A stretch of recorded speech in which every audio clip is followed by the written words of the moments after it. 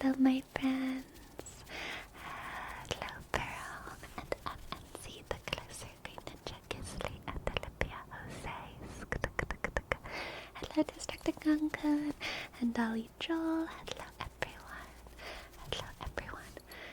We are starting September with a hype train. I love it, my friends. Thank you so much. Thank you, Green Ninja, Set Up Words, and Beefnab for your subs. Thank you, thank you, thank you. Thank you, thank you, thank you.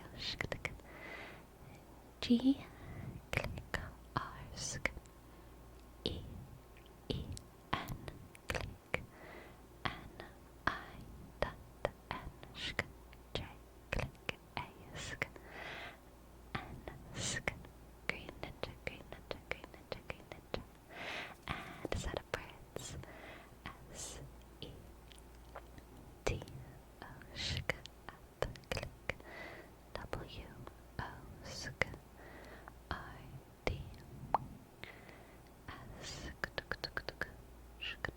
and Beefnib, B, sk, E, click, E, sk, up, sk, and click, underscore, and click, I, sk, B, sk, thank you, thank you, thank you, thank you, thank you, thank you, thank you, sk, and sour milker as well, thank you, thank you, thank you.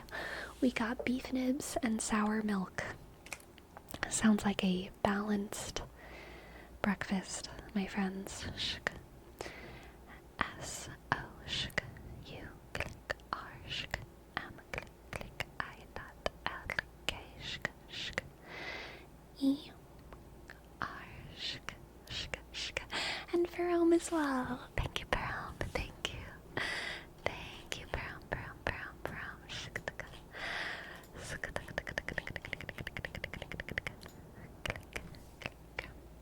up, shk, shk, A, R, click, A, sk, O, L.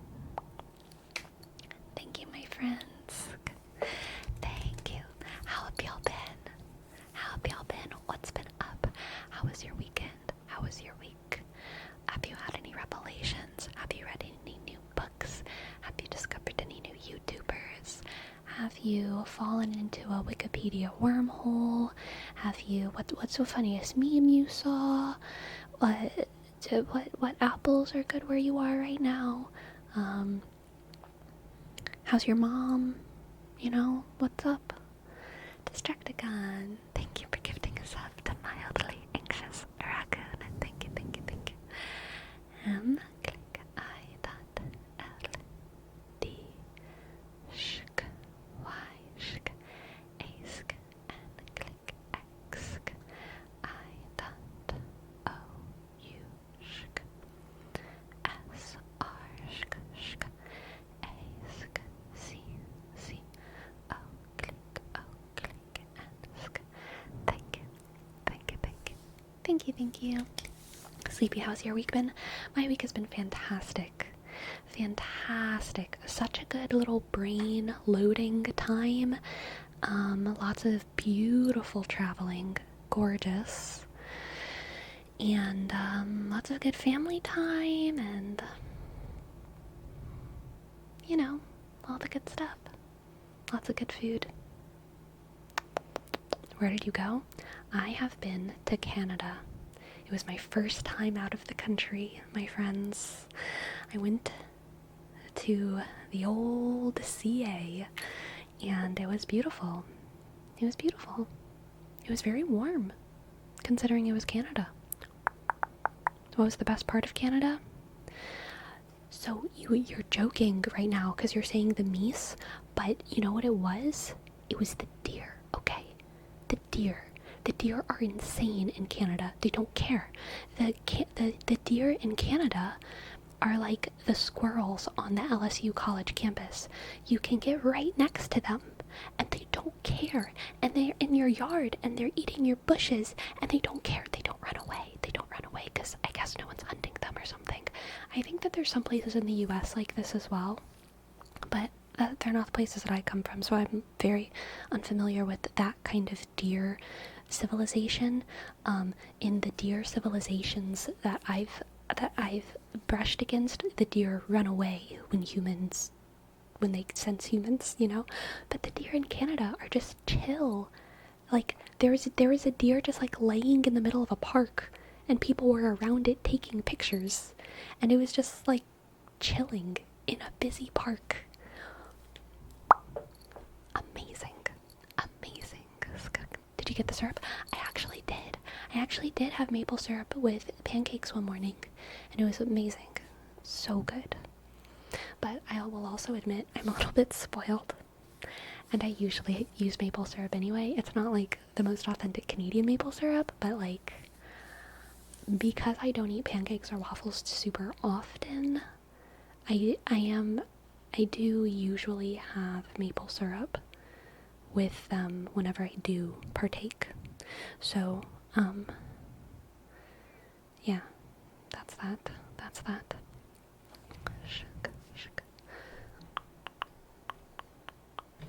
Elk and deer in Canada don't give a fuck. They just want your goddamn apples. Oh my god, that was another thing. So many orchards, y'all. Y'all know I got those big orchard dreams. And oh my god, there were so many apple orchards on the way up to Canada through Washington. So many apple orchards. Oh gosh, it was beautiful. Lots of vineyards as well. So many vineyards.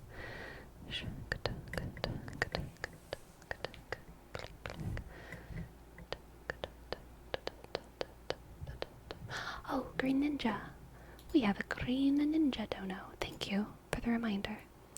Thank you. Oh my gosh. Thank you so much, Green Ninja. Hope you had an amazing break. Would love a tarot read at your leisure. You got it. Let's get straight into it.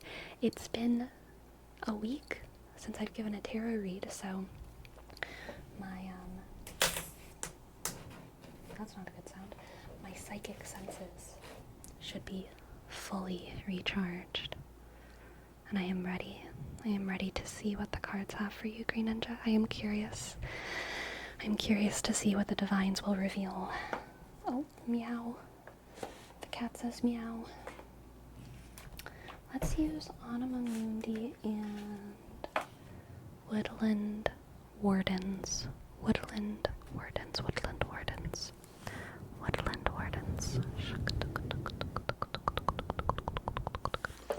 I'm going to adjust my microphone. Y'all might hear some weird microphone noises.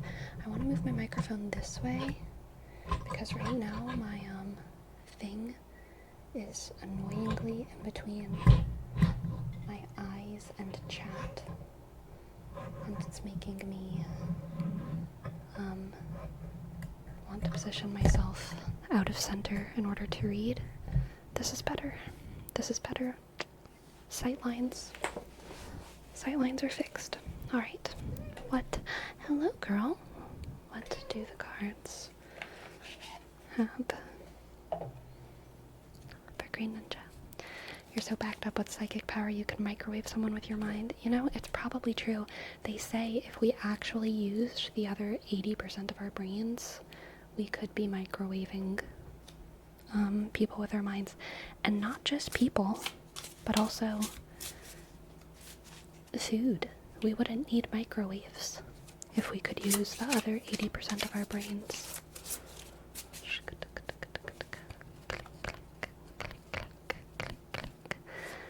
Let's see what the cards have for Green Ninja.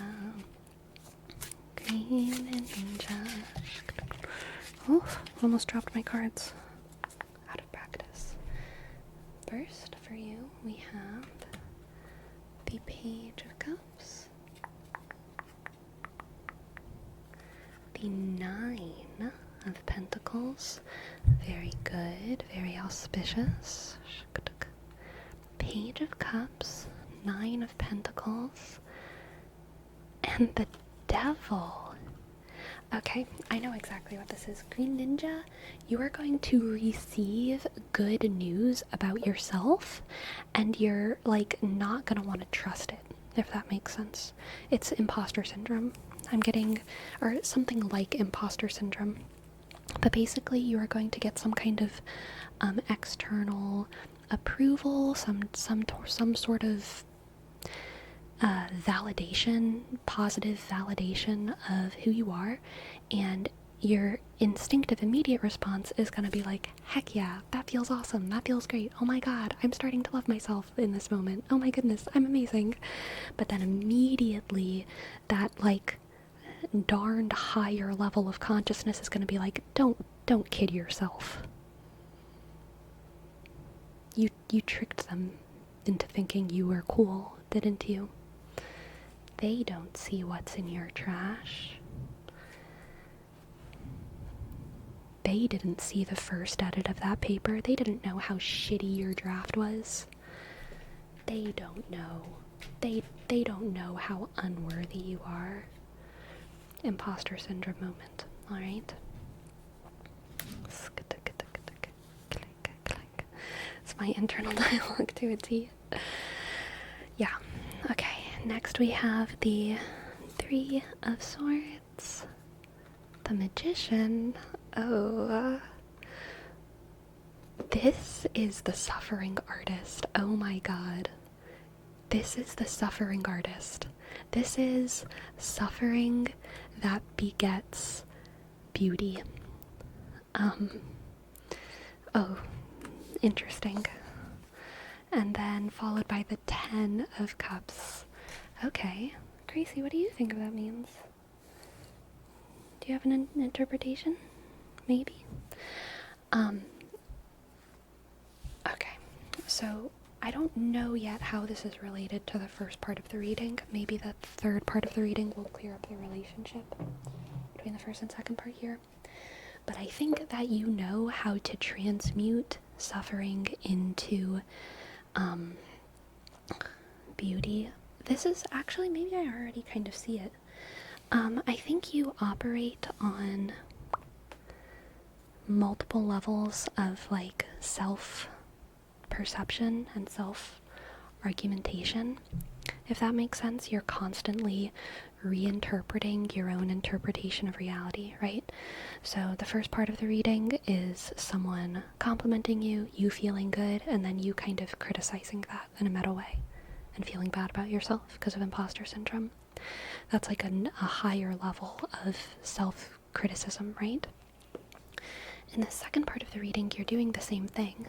You're taking suffering, you're taking an emotional pain, an emotional hurt, and you are transmuting it and using it to create something beautiful so that you can take the suffering and through this same kind of higher level thinking, appreciate it as a story, a beautiful story.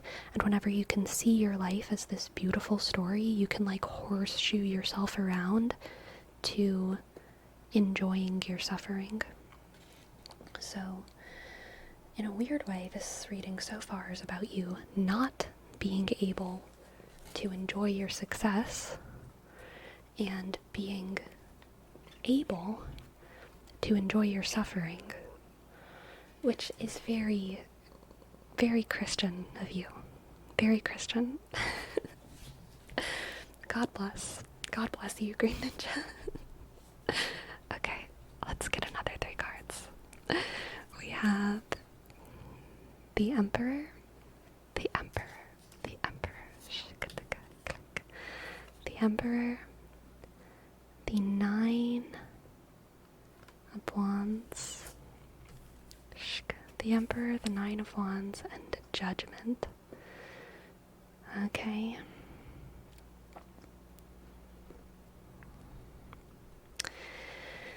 You are the king of your reality. Oh my god.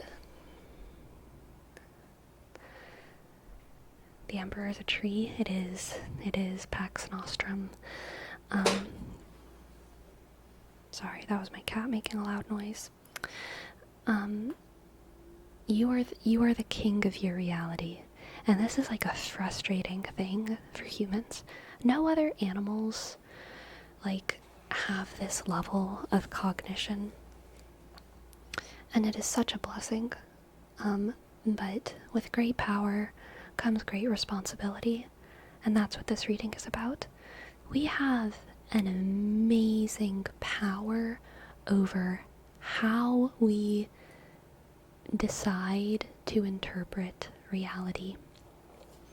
And this reading is reminding you of that.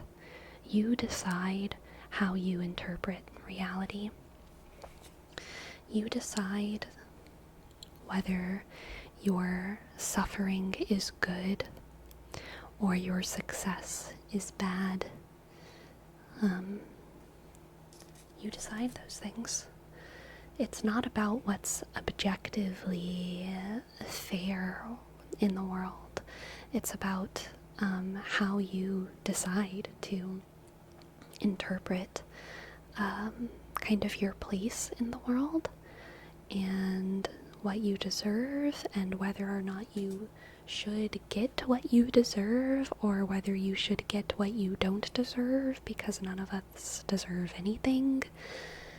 And it's also about setting boundaries with yourself, and sometimes deciding to take a step back from your big brain. This is like setting boundaries within your own head. Setting boundaries within your own head about how many sort of levels of thinking you're willing to go down, if that makes sense. Like, you can set a boundary in your head between the devil and your enjoyment of your success. Okay? You can set a boundary in your head that says, you know what, I'm just going to enjoy this good thing that happens. I'm not going to let myself imposter syndrome myself out of this enjoyment. Even though you could very logically do this, imposter syndrome isn't always illogical or irrational. Imposter syndrome isn't always wrong. Many of us are the least qualified person in the room sometimes. Sometimes our first draft is worse than everyone else's first draft, but our final draft was damn good because we put the work in. And other people didn't put as much work in, but they had better drafts because they were more naturally gifted. Both people are kind of valid in feeling a sense of being an imposter, because they're different. An imposter is someone who's different, and we are all different from one another, and none of us perfectly match everyone else in the room. So imposter syndrome isn't necessarily irrational, it's just kind of useless, right? It's just kind of useless most of the time, because we all got to where we are, and we can all provide our insights and gifts going forward, right? So even though you have the brain power to have imposter syndrome, you can set a boundary and say, no.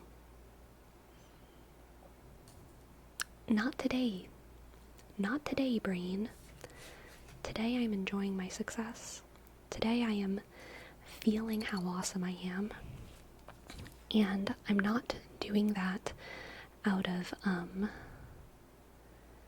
any sort of denial of reality.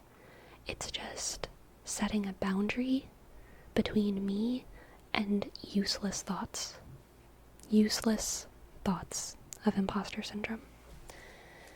And similarly, you can set a boundary with what kind of suffering you want to transmute into beautiful art, and also you can decide what kind of suffering you think you can usefully transmute into beautiful art.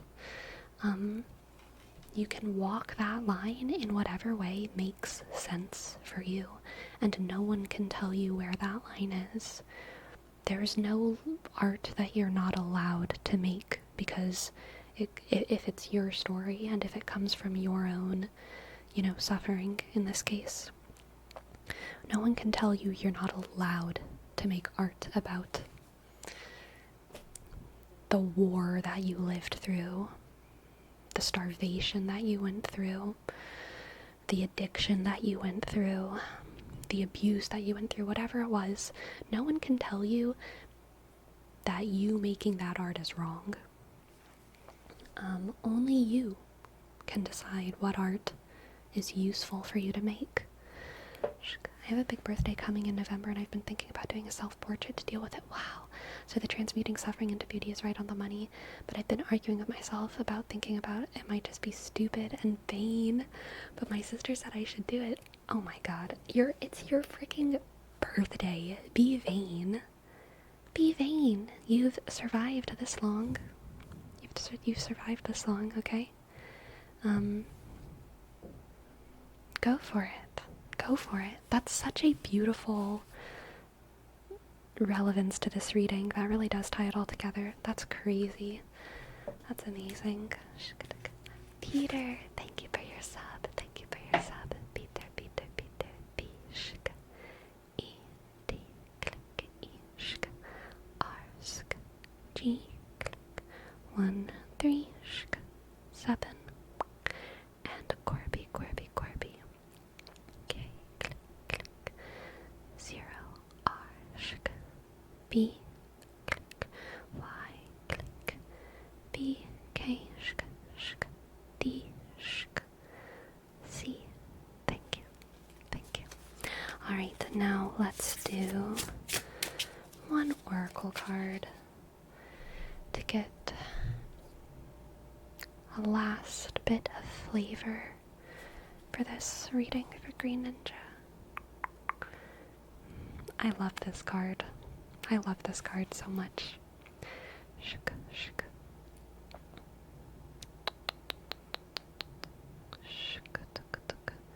The sheep and the blackberry. Devotion.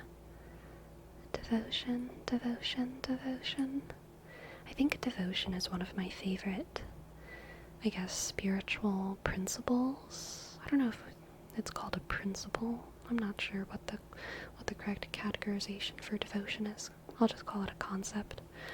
Devotion is one of my favorite things. And I think in this reading, Green Ninja, devotion is speaking to your devotion towards yourself. Okay? Your devotion towards yourself. Devotion counts as a principle? Okay. Thank you, mildly anxious raccoon. I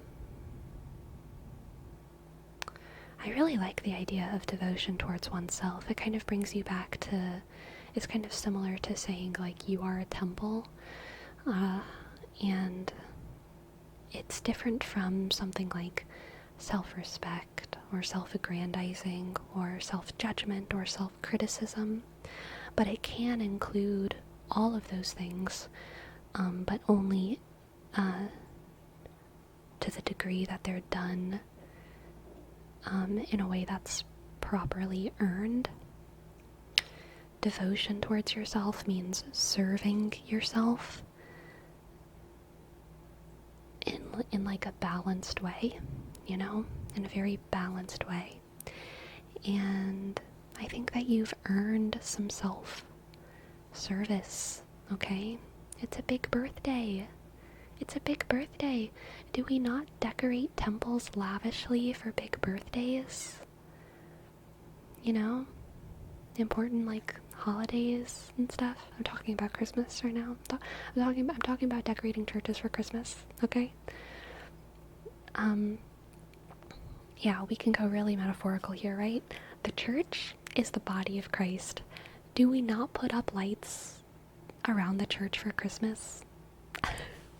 So, you are absolutely allowed to make a beautiful self-portrait for your birthday as an act of devotion towards yourself. Not an act of deification, but just an act of devotion, a reasonable act of devotion, okay? Thank you. Thank you for letting me read for you. I'm 40 in November, and I'm kind of being a bitch about it, if I'm honest. Feeling a little down for no good reason. That was a great read, and honestly, and insanely relevant. Thank you so much. You're very welcome, Green Ninja. You're very welcome. And yeah, that sounds awesome. Super exciting. Very glad glad it resonated. Thank you, thank you, thank you. Thank you, thank you, thank you, thank you. And random loose brains. Hello, hello, happy Pride. Thank you for your sub. Thank you for your sub. Click. R, shk, A, click, N, sk, D, O, shk, M, O, shk, O, shk, S, E, click, B, shk, R, A, sk, I, dot, N, shk, S. Thank you, thank you, thank you, thank you, thank you, thank you, thank you, thank you, thank you. Clickety-click. For Christmas, they should dye the Eucharist in festive colors. You know, I don't know about that, but I do know that, like, traditionally, there are, like, Christmas pastries, but they're not usually served as part of the Christmas, you know, the ritual of the Christmas, but, like, there are Christmas pastries. I can't remember what any of them are called, though. Like, yes, mass. But what are the Christmas pastries? I can't think of any of them. I mean, chocolate chip cookies and milk are a classic, but that's not exactly what I'm talking about. Mince pies, yes, yes, yes, yes, yes. Yule log, yes, yes, very good, very good, very good, very good. Like traditionally Christian Christmas or just in general? I am thinking traditionally Christian Christmas. My place is very warm right now. It is 93 degrees outside. So I do have my AC on, but my door is kind of mostly closed because if I open my door more, the AC is very, very, very loud. So I have cold water, fruitcake. It's so true. Fruitcake is very, very not tasty, but it is a traditional Christmas food. Gingerbread, of course, gingerbread. Click. Is fruitcake figgy pudding? I've never heard it called that. Figgy pudding. In Mexico, we have the Rosca de Reyes. Rosca of the Kings. Interesting. Click. Was it cooler in Canada? You know, not really. It was pretty hot. What about Three Kings cake? Oh, that's Rosca de Reyes. Yeah, I don't know. I've never had it. I've had king cake, though. But king cake is for Mardi Gras. It's different. Stollen, yep. There's also Stollen. Stalin.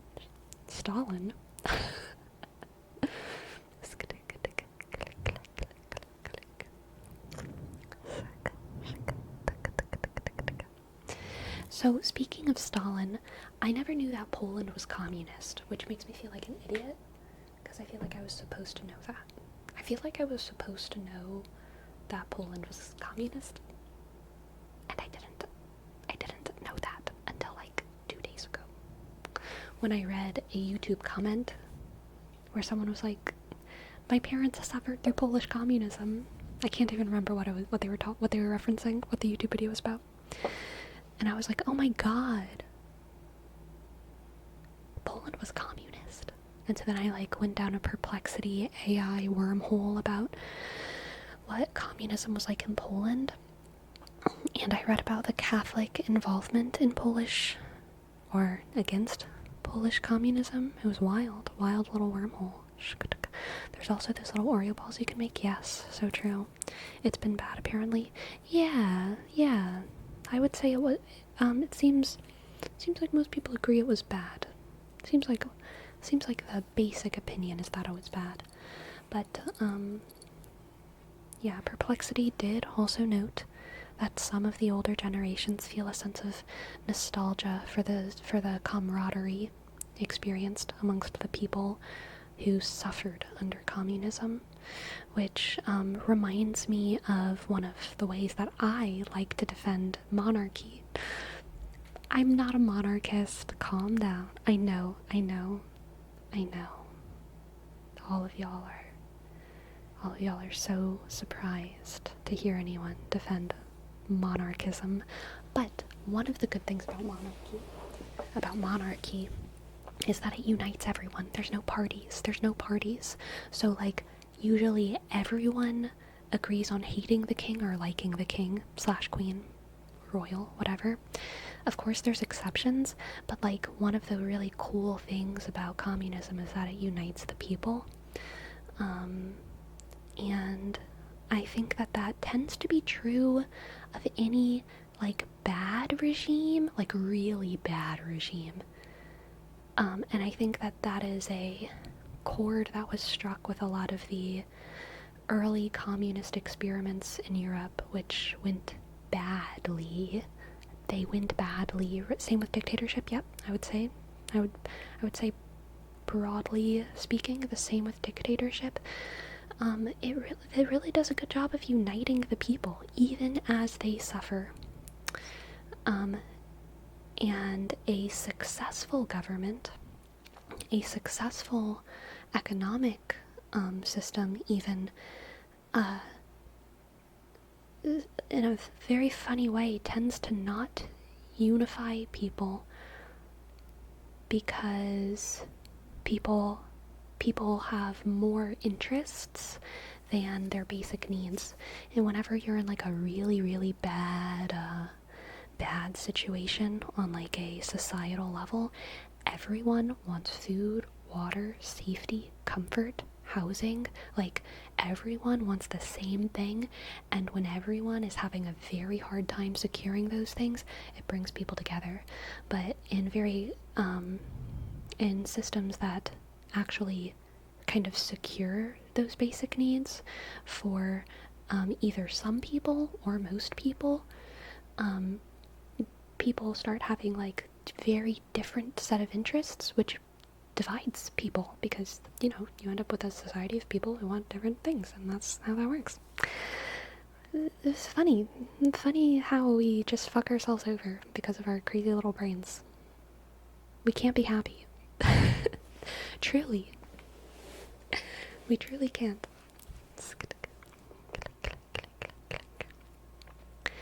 You either die a hero or live long enough to see yourself become the communist. Damn. Wise words. Basically, Lord of the Rings, where everyone unifies to fight Sauron.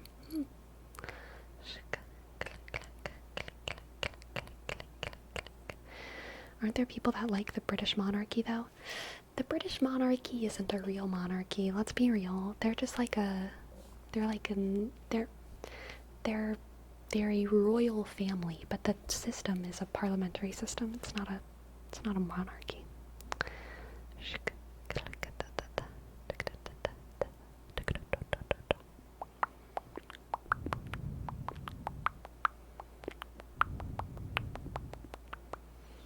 The British and Japanese monarchy is mostly in name and for tourism now, right?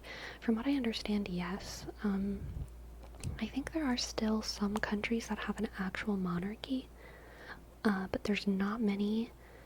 For some reason, Albania is coming in my head, but did I just completely make that up? I might have completely made that up.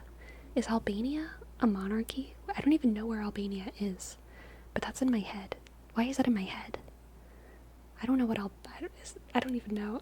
I think I just made that up. But I know that there's some monarchies in the world. As a whole, we cannot be happy because there's an imbalance of power within the people. You get power by taking away power from other people, thus causing unhappiness.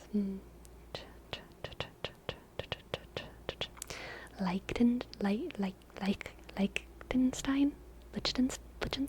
I don't know how to pronounce that place. But maybe that is a monarchy. Nah, it's a republic after the communist adjacent eras. Gotcha. Liechtenstein.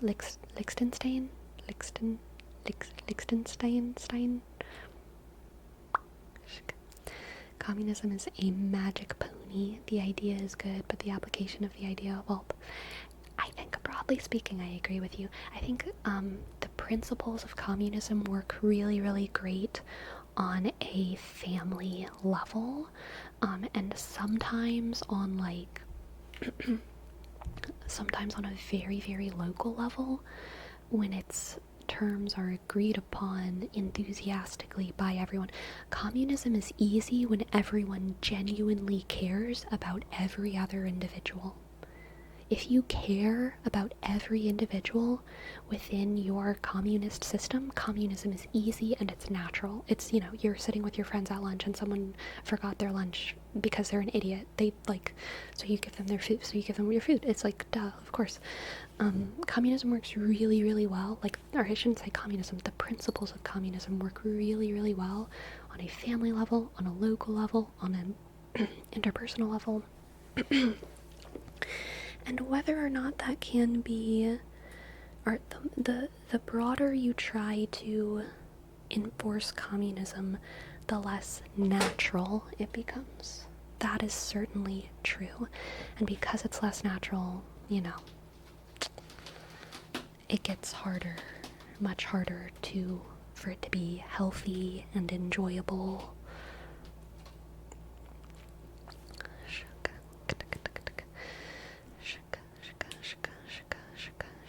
Communism on a government scale, a small group decides that now they have seized the means of production, they just hold on to it. Yeah. Netherlands in theory is a monarchy, but their monarchy does nothing these days, so it's just ceremonial. Yeah, so kind of the same as British. Natalie Vision. Thank you for your sub. Thank you so much. And click E-L-Y shk D-I dot S-I dot shk O-N sk. Thank you. Natalie. Saudi Arabia is a monarchy? Oh, interesting. Would Saudi Arabia be considered a theocracy as well? I think it would be considered a theocracy, right? Monarchic, theocratic monarchy, something like that.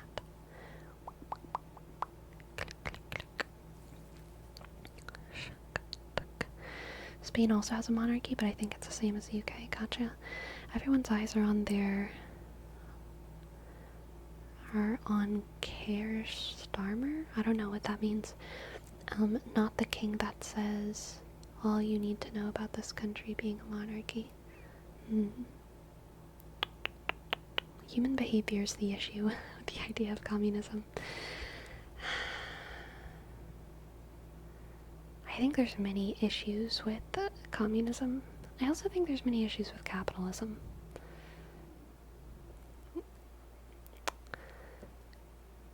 You know, government is like a good idea, but God, I think we're bad at it. We're really bad at it. Government is just like, I don't think government is natural. Maybe it is. I don't know. I need to think about that. I wonder if government, like, emerges naturally from human psychology. I don't know, but I don't think so. I don't think it does. We're very bad at it. Any system in their extremes is terrible. I agree. Like Uncle Ira said, we get a lot of mixing elements together. Yes indeed. If it emerged unnaturally, then one wonders how we ended up with it. I agree, Ovi. I agree. Like, I kind of feel like everything we do is natural, right? Because, like, we are animals, we are humans, so, like, of course, it is a continuation of our natural urges. Then where else would it come from? But also, it's obviously, like, crazy. It's obviously crazy, right? Like, the idea of a top-down organizational structure of millions of people is, like, insane. But, like, we sure did do it. Government is a good idea, I believe, that people are godifying the people in it, at least in my country. Yeah. I guess I do think it's sort of emergent, because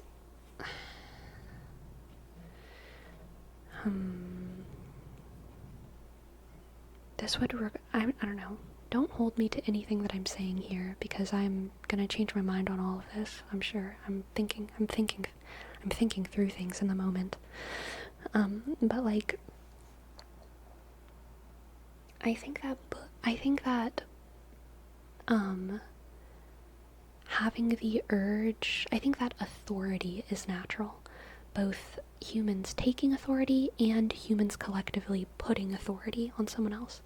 And we put authority on deities, on God, on cosmological systems like astrology and fate. We put authority onto these things in a way that I think is like psychologically natural, right? I don't think it's a far leap to kind of project authority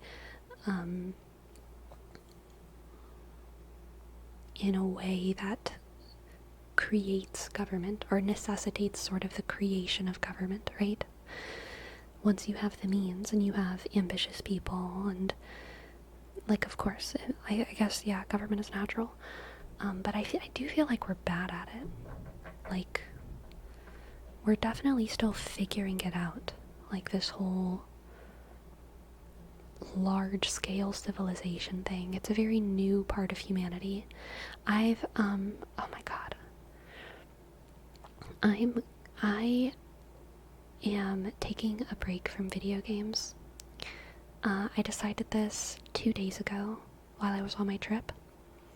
I'm taking a break from video games. I'm only allowing myself to play one game of Hearthstone Battlegrounds every day, and no other video games unless I'm streaming stuff with Swoozy. But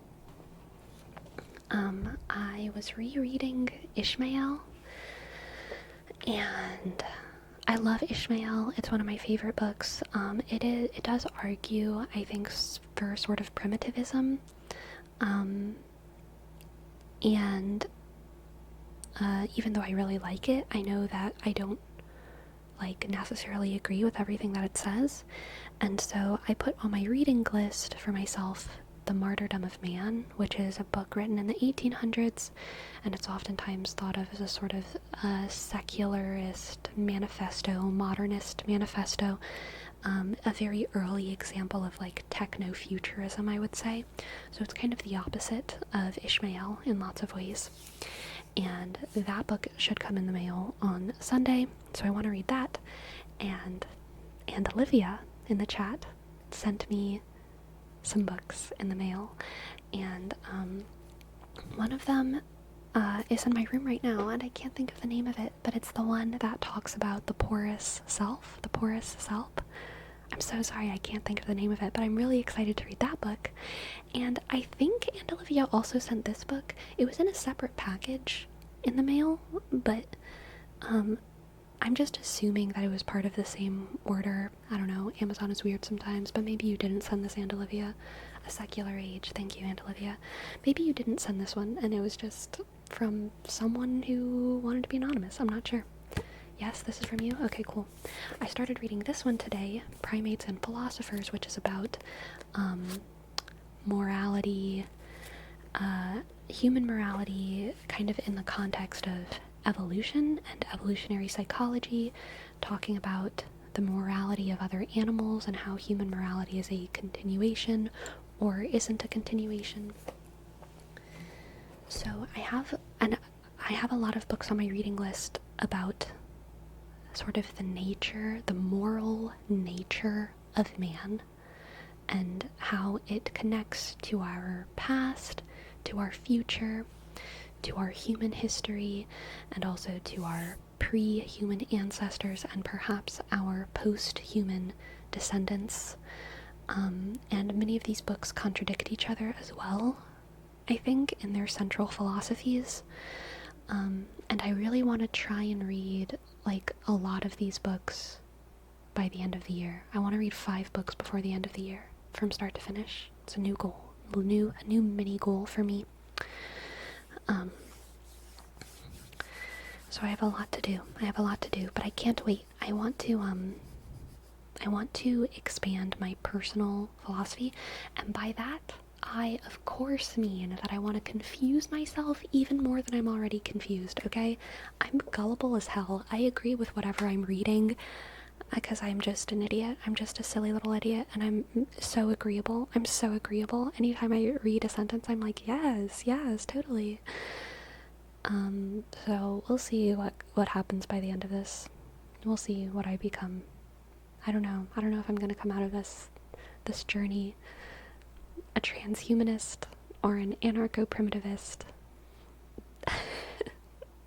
Or just a monkey. We shall see.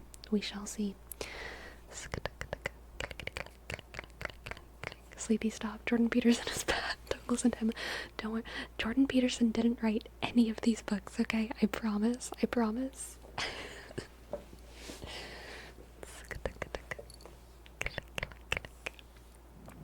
You can give Athenian's Government by Aristotle a try. It's really good if you're into that kind of stuff. Okay, I'll think about it. How else would you find your own personal philosophy if you don't get a bunch of garbled remixing of ideas? Yeah, I mean, like, so I definitely have a sense of my own personal philosophy, and when I say that when I say I'm an idiot, I'm just being humble. I'm actually very prideful, and I understand everything that I read, and I do argue with it constantly, and I'm as agreeable as I am disagreeable sometimes. And I'm just a liar. But where am I going with this? I want not really to be honest, I don't see myself changing. I don't see myself changing when it comes to my personal ideas of morality and ethics and my sense of like what is right and wrong in the world. But what I want whenever I read books like this is to develop a language of philosophy and like develop a philosophical repertoire, so to speak, that I can kind of fall back on in a way that helps me communicate my ideas and conceptualize them in a way that's more than just my senses, right? I'm a big fan of validating my senses, and I have been for a very long time. I think that, what Christians call, like, natural law, and I think there's a secular word for it too, but I can't think of it. Social contract theory, I believe. The idea of like social contract theory or natural law or kind of natural sense of like what is right and what is wrong, I'm a big fan of like falling back on that, right? I fall back on my own a lot. I think that emotions are evidence. I don't think that emotions are just like silly little blips of the brain and that we should always listen to what is more rational or reasoned or logical. I think that maybe, sometimes we should, especially whenever we're doing science, right? But when it comes to like morals and ethics, I think that emotions are evidence of moral realities, and I also know that my personal philosophy, even though it's very developed in a kind of conceptual sense in my head, it's not very developed in a way that makes it easy to communicate. So I want to get better at communicating all of that.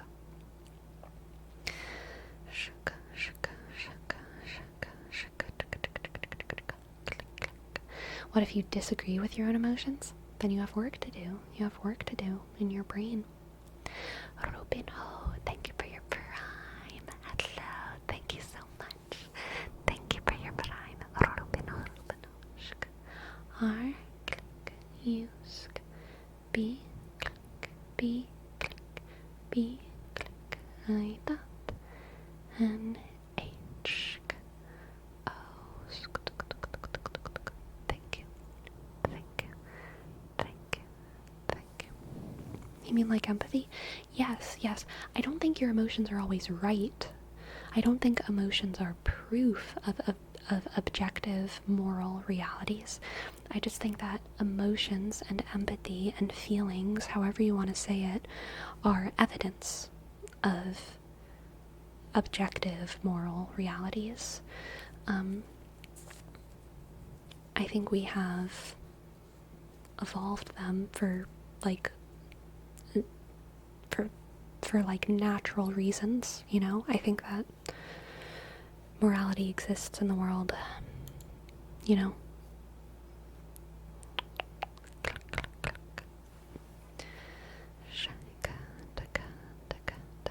They say that if you repress feelings, they will demonstrate themselves in some other more violent way. Makes me wonder if the power of feelings has changed through time. Interesting. Logic tells me yes, but I would love to believe no, as long as we've been Homo sapiens, they've been this way, or at least recognizably similar. That's interesting, yeah. I'm sorry, but who actually agrees with what they feel all the time? Yeah, no one. No one. Have you heard of game theory? Yes, I have. I think it's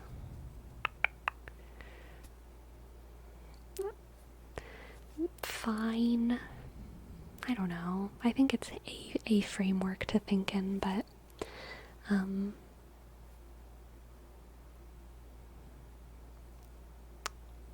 not a big fan.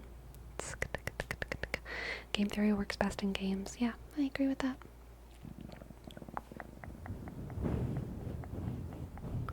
You think we should prioritize our emotions or our logic? I don't think you can make a generalization of whether you should prioritize emotions or logic, like over all issues, you know.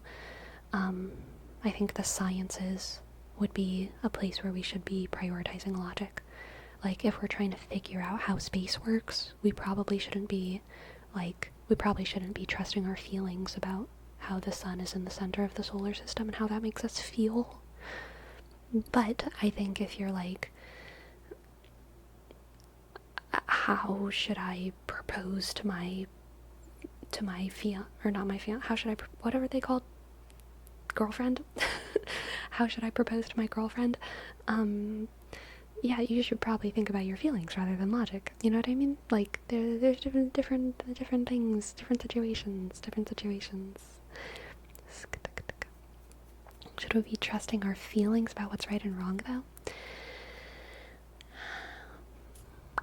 My personal belief, my personal philosophy says that usually when it comes to acts, or when it comes to moral and ethical confusing situations, we should rely heavily on our emotions to discern what is good. What is right is not always what is good, because people have different goals. If your goal is human longevity, if your goal is profit, right? If your goal is something else than what is good, it might not always be what's right. If your goal is to survive, right, what is good might not always be what is right. But I think that our emotions tell us what is good. I think our emotions are really, really good at telling us what is good. I think that our logic is very good at telling us what is right, depending on our goals. And the rest, I mean, is up to you and your situation.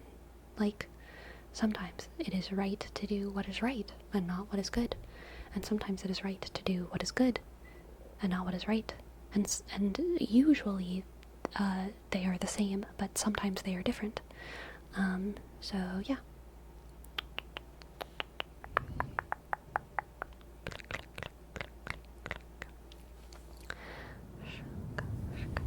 I've been binge watching your videos since I found you a few days ago. Aw, thank you, Berman de Berman. Welcome to the chat. Welcome, welcome, welcome, welcome. Fart Esports 69. Thank you so much for your prime. Thank you, thank you, thank you. Thank you, thank you, thank you. F, click, A, shk, R, D, click, E, S, B, shk, O, click, R, shk, D, click, S, shk, 6, 9, thank you. Thank you. Thank you, thank you, thank you, thank you, thank you, thank you, thank you, thank you, thank you.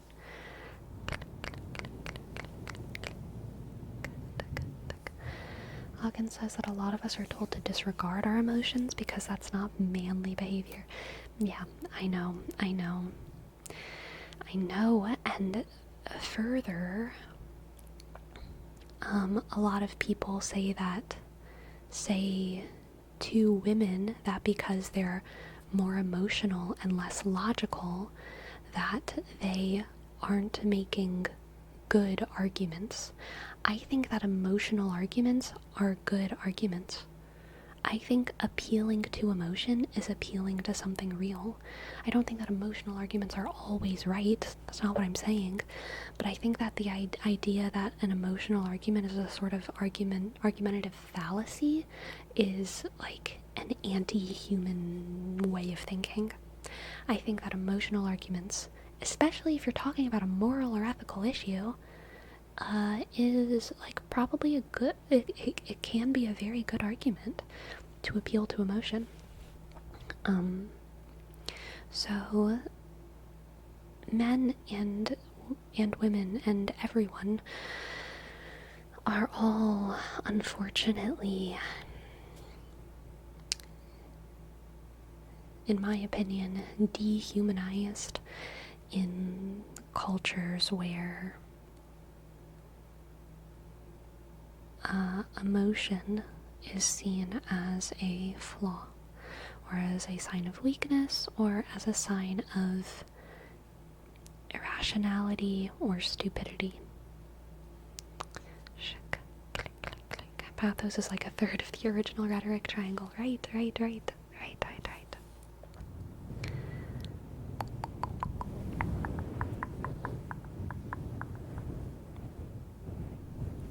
An emotional argument is still based on your own truth, so it's still valid. Like you said, it may not be fully right, but it's what you feel is right. Yeah, exactly. One of the ironic things is that men aren't less driven by their emotions than women are, right? They've just historically been taught to only acknowledge anger, so they are driven by anger. Ah, interesting. I don't know if that's true. I think that that's probably true about their self-perception, but I think that men are driven by all of their emotions. They're just really bad at naming the other ones a lot of the time, if that makes sense. I think men are driven by joy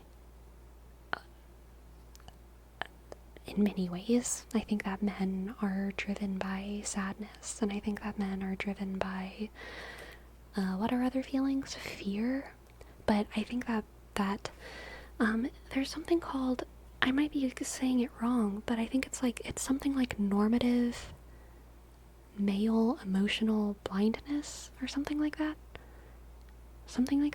It's like an actual psychological term, normative male emotional blindness, something like that. And yeah, I think that men probably oftentimes have a self-perception of being driven by anger and being driven by ambition, but I think that men are driven by all of it, and I think that women are also driven by all of it, and women are also driven by anger, and women are also driven by ambition. Male pattern baldness. So true, Temple Snail. What do you think about the fear of missing out?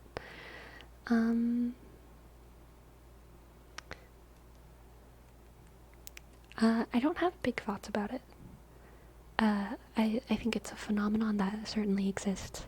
I don't personally experience it very much, I will say. I'm pretty chill with missing out. But I know that some people definitely experience it pretty bigly.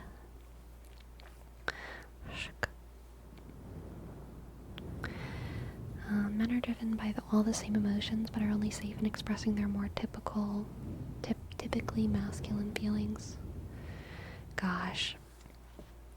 I know that that's true when I look at men on the internet and like all this like red pill, like whatever craziness, but like in the same way that like on like crazy red pill whatever podcast and their ilk like only feature like Miami women who are like not at all like normal women, I don't really think that those male narratives are like normal male narratives. Like whenever I meet men in real life, a lot of them are so emotional and kind and silly and joyous, and they're not debate bros. Like most men are not like that, which is like a good thing, and most women are not like that either, which is like like it's kind of a good thing.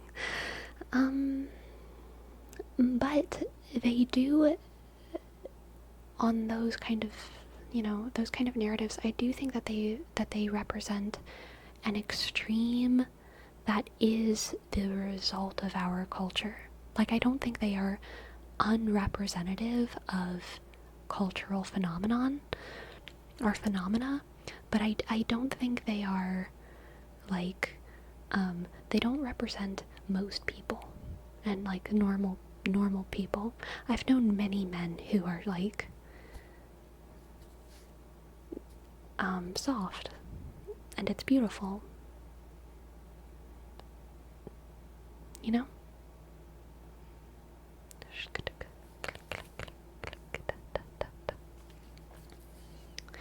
Grind culture doesn't help, dude. Grind culture is just like the concept of grind culture is like a cope, I think. Like I'm kind of okay with it because I like words, and I think it's fine to call like what we're doing grind culture, but people have always been like working hella hard. People have always been working hella hard ever since agriculture, you know, that weird blip in the 50s when like women started like not working and being at home was like crazy, and it was for most of history everyone's been working hella hard.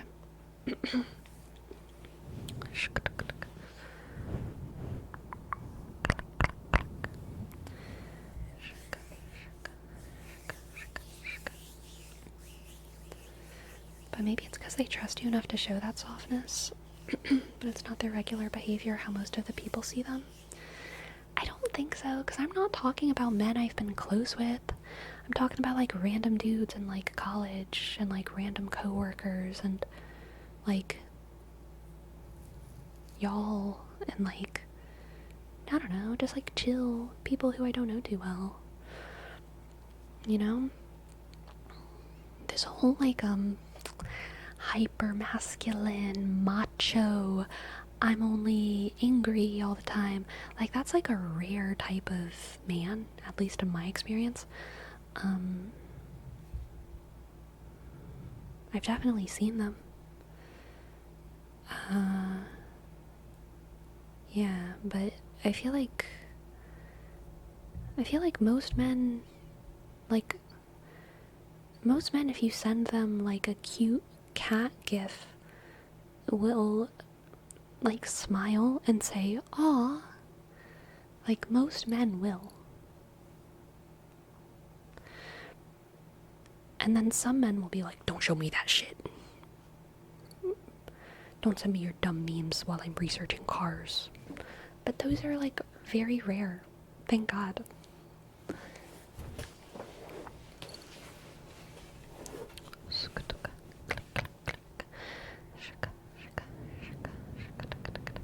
The Twitch app keeps switching your stream to Asmongold randomly while it's audio only in my pocket. That's so hilarious.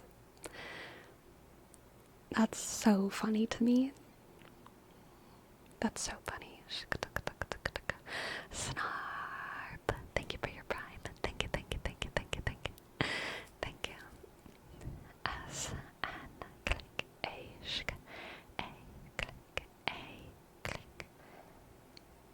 My brain actually can't see if that's 3 A's or 4 A's, but I think it's 3.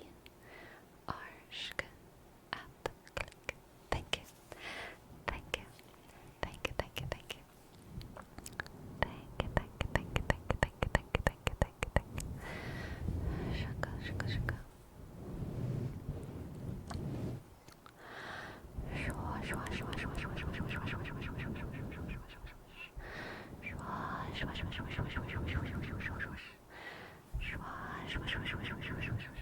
it's 4 of them? Oh my gosh. A, click, A, click, think, think, think, think, think, think, think, think, think, think, think, think, think,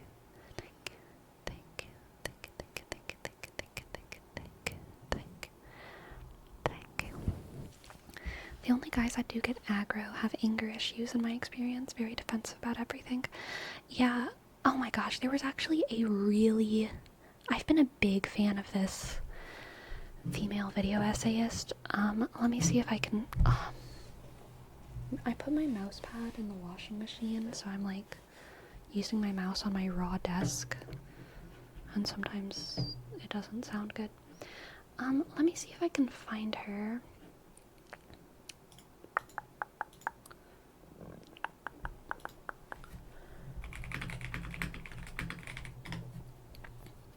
This video essayist, Catherine, that is all her name is, Kathryn,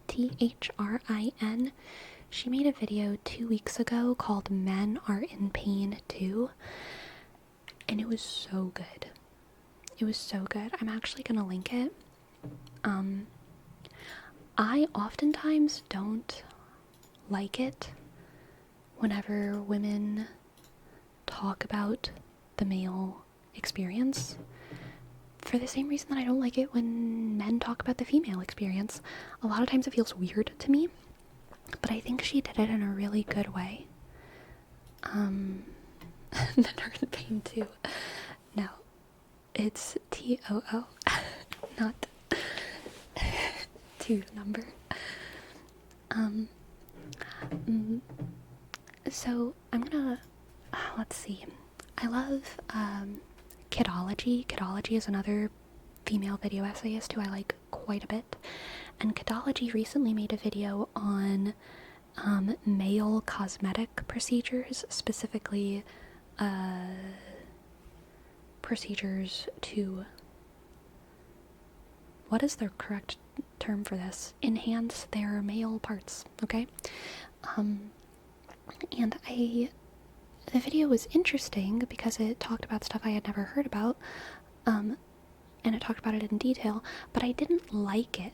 I didn't like, the feeling of the video because it felt like, the vibe of it, it kind of felt like she was, even though I don't think she was doing this on purpose at all, and I still like her and I like her channel, the vibe of the video felt like she was humiliating men for being in this shitty cultural situation that they are in.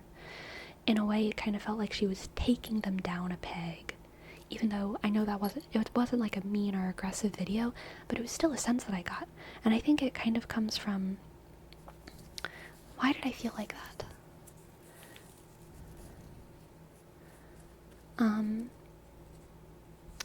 I think it was because there was a sense of disgust towards these procedures that was created in the video, and it made me just feel like sorry for people who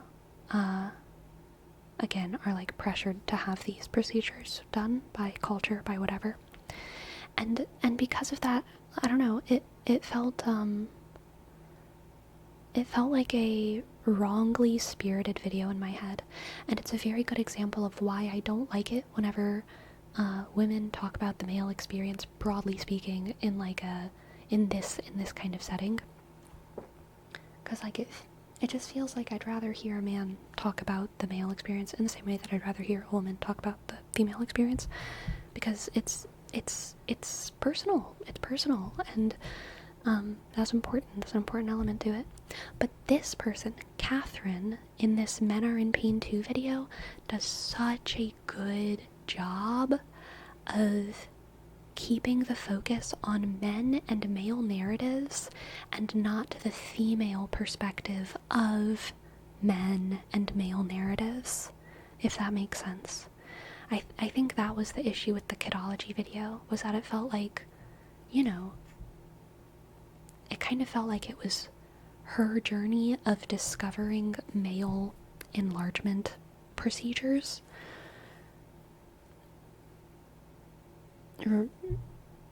rather than, you know, a male story about these like societal pressures.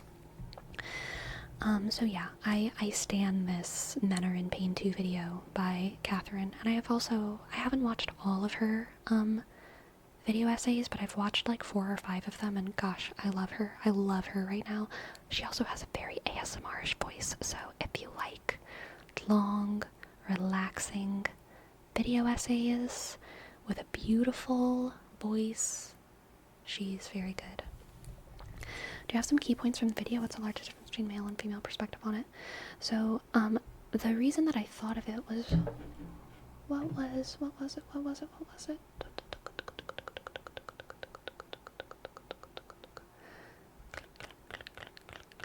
Let's see if I can find the comment that made me think of it.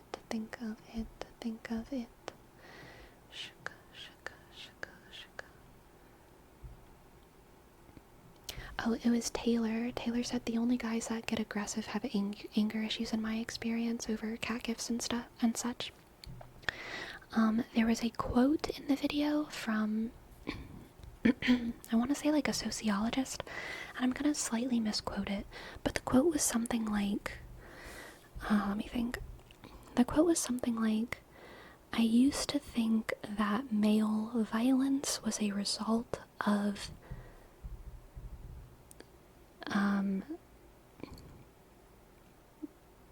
male violent, what was the word? I used to think that male violence was the result of violent male socialization, but now I've realized that violence is male socialization. Or I used to think that male violence was the result of violent boyhood socialization, but I've realized that violent boyhood is male socialization, something like that. And I just really like that quote, and I think that it's relevant to the entire discussion. Yeah. I need to clear my throat. I'm going crazy. Just a sec.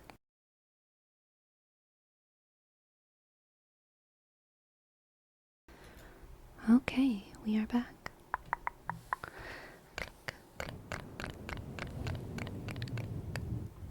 I think that might be a common misconception of empathy, like not going all the way. People think this is what I would do in their situation from their own perspective, not the person's. Like they don't take the full context of the situation and the person into account. Yeah, I think that's accurate.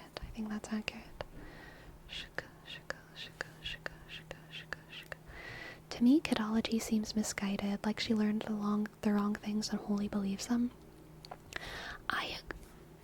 Maybe I still need to clear my throat. I agree with kidology on a lot of stuff, but I feel like she's very sad. Like, even though I think she's right about a lot of stuff, I think that she, like, has the worst emotional conclusions to everything. Or not everything, but like most things. And because of that, I don't always vibe with her. And sometimes I think she's wrong. But like, for the most part, I mean, she doesn't say anything too crazy. And I like her voice as well. I really like her voice.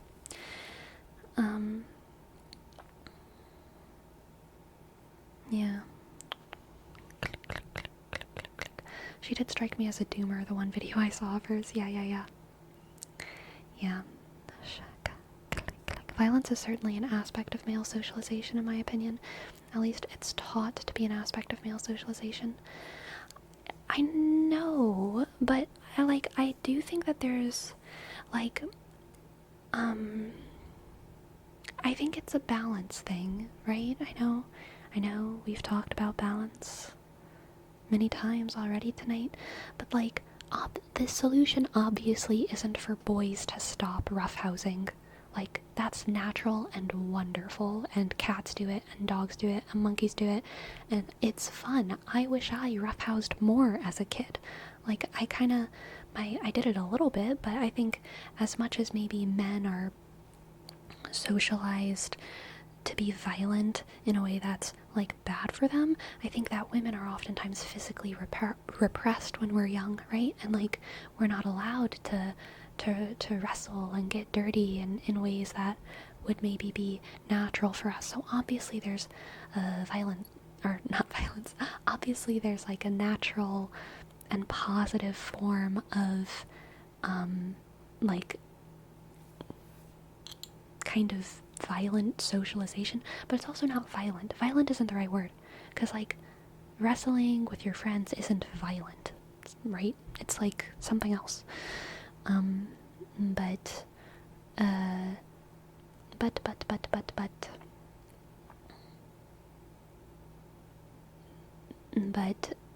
only being able to process your emotions by affecting other people physically is a problem, if that makes sense. Men not being given the tools to communicate their emotions at a young age on a large cultural scale is a problem. We are not giving men as many ways to deal with their emotions and their feelings as we are giving women, because we're teaching them how to deal with their emotions through physically moving other bodies, and through sexuality and through all of these other things rather than communicating. And that's definitely a cultural problem. Wrestling with your friend is playing. Exactly. And gosh, in the same way that sometimes male wrestling or male boyhood wrestling is natural and fun and okay, whenever little girls are playing Barbies or playing with their dolls or playing pretend with one another and they're being mean, really bitchy and mean, it's so natural. Okay? It's so okay. No one really criticizes that, I don't think. But just in case anyone was thinking about it, just in case anyone was criticizing girls for being too mean when they're playing make-believe. No, it's natural. It's also natural for girls, whenever we're playing pretend, to self-victimize. At least I think that's even probably more common than being mean when you're playing pretend as a little girl, is to self-victimize, to be I have all of these problems and my life is a big sob story, and that's why I'm so important in the stories, because I'm an orphan and I have tuberculosis and I only have one leg. That's super common. Tuberculosis.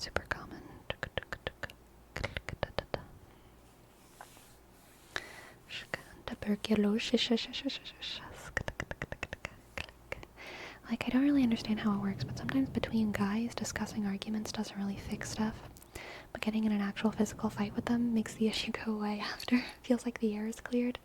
Like I said, I'm not sure what part of our monkey brain makes it work like that, but in my experience it has worked. Maybe not now, but when I was in high school.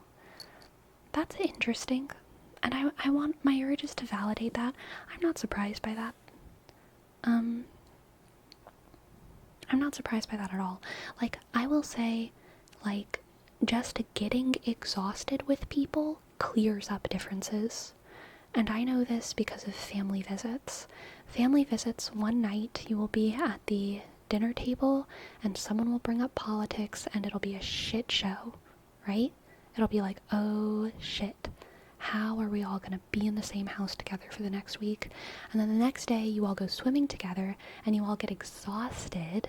And that's not fighting, right? You're just going swimming or going on a hike or doing something physical with your family, and you are so happy to come home and make food together, and it's like there's no problems anymore. And it's because you realize in those moments that however much we disagree about politics or about ethics or morality or about even like science or about any of these things, however much we disagree, guess what? It doesn't matter, because we're not the president. We're just people who are making dinner. We are not creating the universe. We are not. We actually have no power except to enjoy dinner together right now. So why on earth would it like not be fun? You know, why on earth would it not be fun? So I think that that's valid for the idea that exhausting yourself with someone can kind of clear up arguments or issues. MNZ says, here's one thing I know as a man in my experience with them. There's always a lot of physical arguments whenever shit gets heated, and it's usually about the silliest thing ever. Interesting.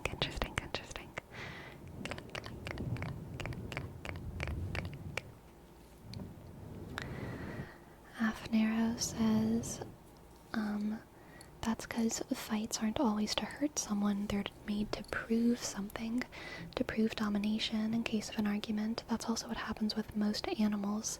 But since we're actually smart living beings, taking it out is supposed to and should work. Interesting. Aachen says, a lot of this is also because boys are taught that words won't help past a certain extent, that violence is the way to solve problems, and discussing and arguing often involves emotions, and boys aren't taught to properly process that. Interesting. I mean, I think that physicality can be a way to process emotions. I know that I've sometimes been angry or sad or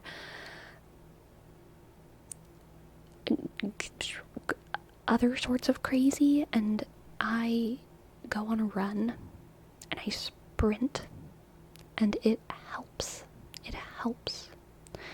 And that can be a proper way to process an emotion. At least I hope it is. God, I hope it's proper. I don't know what else I would do in those moments. And yeah, obviously that's not violent, but like our bodies are connected to our brains. And sometimes your body's got to do something to help your brain out, you know?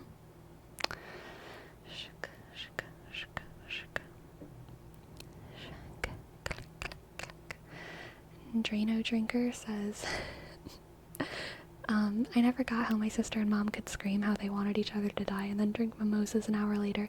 Yeah, that's wild. I've definitely never had that kind of relationship with my family, but that's pretty interesting. Risa, hello Raiders,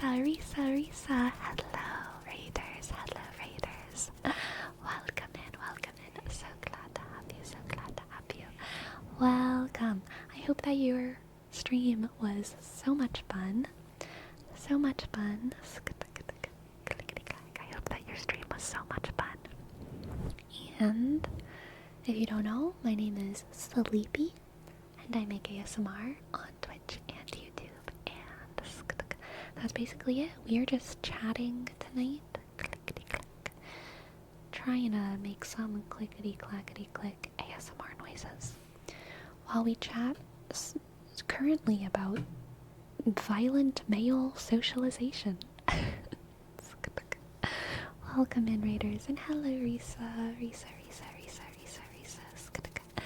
Thank you, Anonymous, for gifting a sub to Arshk I Top S.A. Click. Welcome.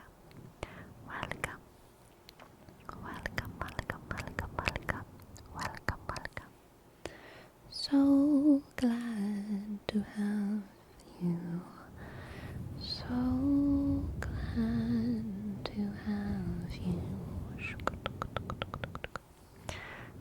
so glad to have you. Let's see. True, it's always the psychos who are more violent and want to be on top of the pyramid. I don't know about that. Neros. But hearing people's comments, I think I agree. Those fights are never with the intention of actually hurting the other, right? It's mostly pushing around, kind of like getting the other to understand. And after it's done, it's like it feels you both cared enough to engage in a fight. So both parties are willing to find a middle ground and are more accepting of the other's POV. Yeah. Taylor says, I don't like the idea that boys are taught talking doesn't work and violence is the answer. The fighting diffuses the ego from both parties. It's a guy thing. It exists in every population. It's not taught. Yeah, I don't think that male violence is a purely cultural phenomena. I think that it's like natural to an extent, and I think that there's like a healthy version of it, in the same way that like all animals are violent for fun. All animals wrestle, and also girls wrestle too. And I mean, even the idea of physical altercations bringing kind of peace in some ways and being a way to solve problems, it's not something that's unfamiliar to women either, especially in the context of like sexuality. It's pretty common for couples to have like makeup sex. Like that's a thing that people do, and depending on the type of person that you are, you know, that act might involve what from the outside might look like violence, but it's the way it might not be.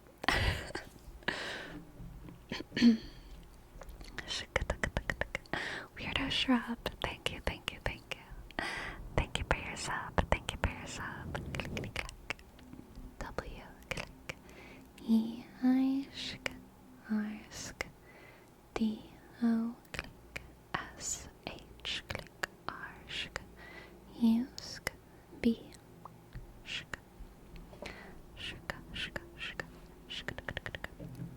There's actually a concept in kind of Christianity, and I think it's actually more common in fundamentalist Christianity. I haven't heard this talked about in Catholic circles too much, but I've heard it talked about in fundy circles, that like within the context of marriage, sex is one of God's gifts to like protect marriages from like discord. Like sex is a tool for solving disagreements, which obviously can be very toxic, right? You shouldn't stay with a bad partner just because you enjoy each other sexually. But I think that there is like something to the idea that there are physical ways to resolve problems. And it happens in friends, between friends, with like wrestling and sports and all of that, and it also happens in relationships with like sexuality and stuff.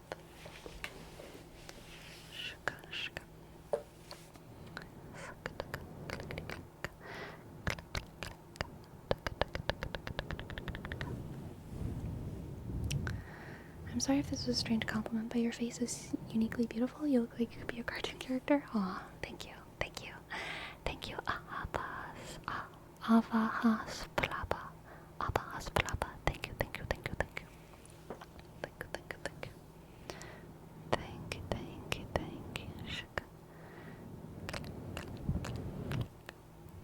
When's the sleepy anime dropping? Oh my goodness. Just go play Aurora in League of Legends or something, alright?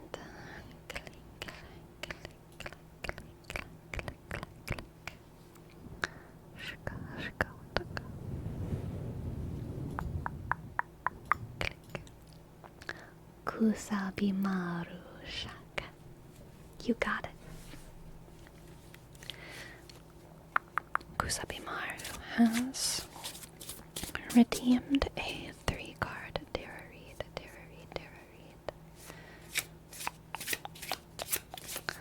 Let's see what the cards have for Kusa.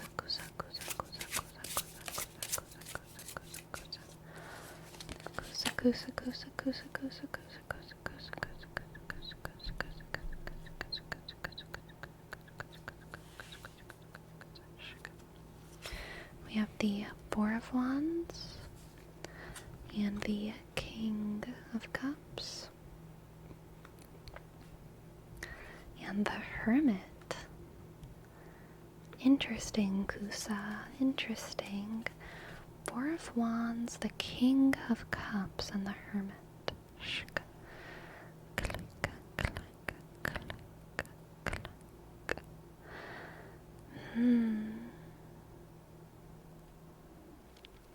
Kusa, I think that this reading is telling you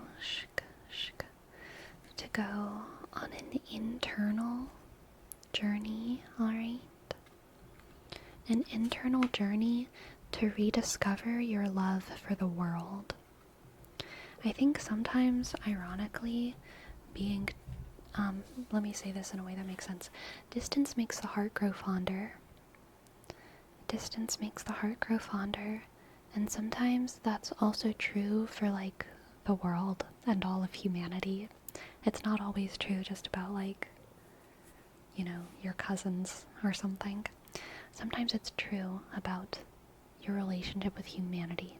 Sometimes you are spending so much time with the wrong people that, it just starts to make you, like, hate humans a little bit. But if you take time by yourself and to introspect and to appreciate yourself and to love yourself, you can actually start to grow your love for the world and your love for humanity again. And there's a lot of truth in loving yourself for the sake of loving humanity. With this Four of Wands, I'm getting some as above, so below vibes. Another way of saying that is as within, so without. As within yourself, so without yourself. If you can love yourself, you can love humanity. If you can love yourself, you can love the world. Okay? If you can love yourself, you can love the world. So spend some time, Kusa, in your own head. Water that seed of self-love, okay? Water that seed of self-love. Shk, shk. Shk. Thank you for letting me read for you. I hope that you enjoyed, and I hope that it resonated. Shk, tuk, tuk. Click, click, click. And Morpheus Prime. Thank you so much. Thank you so much for your tip, Morpheus. I would love to give you a reading so much. Let's see what the cards have for Morpheus Prime. Morpheus Prime. Morpheus Prime. Morpheus Prime. Morpheus Prime. Morpheus Prime. Morpheus Prime. Morpheus Prime. Morpheus Prime. Morpheus Prime. We have the Eight of Swords and the King of Wands and Death. Very interesting. Very interesting. Oh gosh, this is just giving me massive kind of agitation vibes. Social anxiety vibes, but like the social anxiety of a socialite, the social anxiety of a politician. Yeah, I think that's actually more like it. The social anxiety of a politician, the social anxiety of someone who's very successful and charismatic and highly acclaimed, but also highly criticized. Someone who speaks to a very large audience, but goes home and they speak and they are applauded the whole time and cheered on, but then they go home and there's like 200 tweets about how they're problematic because they said some things a little bit wrong by accident in the speech. They could be speaking to a crowd of 3,000 being cheered, right? But then they go home and there's like a couple hundred tweets that make them crumble inside. A lot of social responsibility and a lot of social anxiety coming from that, even though they're very charismatic and social. I can't remember the exact details, but some yogic reading I had done years ago. On the levels of ascension, the lowest was mastering your physical body. Second was emotional control, body before mind, because if you can't control your body, your emotions will control you, such as involuntary shaking. While emotionally wrecked or like you said, go for a run as you're discussing exhaustion through fighting. Master body than mind. Yes, Wuzu, thank you so much for saying that. I think that there's a lot to that theory, and that's also used in theater. I'm so sorry, Morpheus Prime.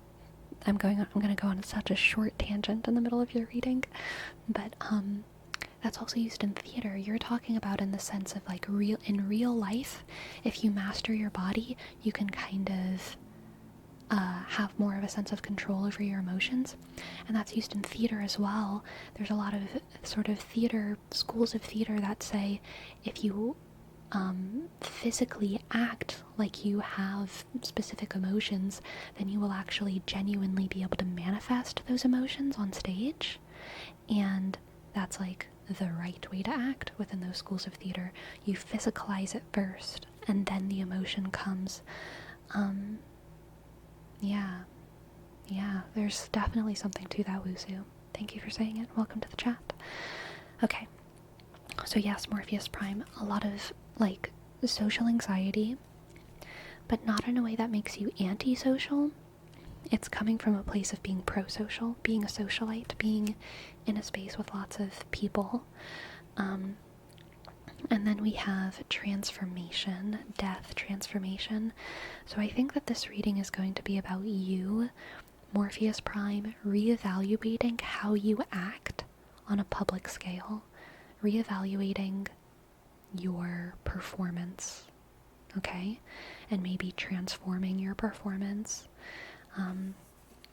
either being more intentional about your speech, your clothes, your aesthetic. There's some kind of transformation coming for you when it comes to your social performance, because you're a highly perceived person, and I think that you are feeling right now a pressure to be more careful. So next we have the Sun, the Four of Swords, and the King of Pentacles. Excellent. So good. So good. So, yeah, I think that there's going to be some kind of event that's going to make you feel like maybe you need to be more careful and intentional about your social performance. So you're kind of going to go on a break, I think. A little bit of a break to kind of reevaluate, recuperate,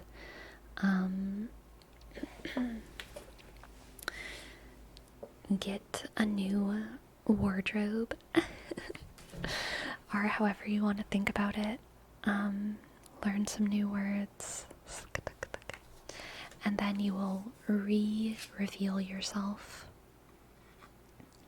to society, to those who will perceive you.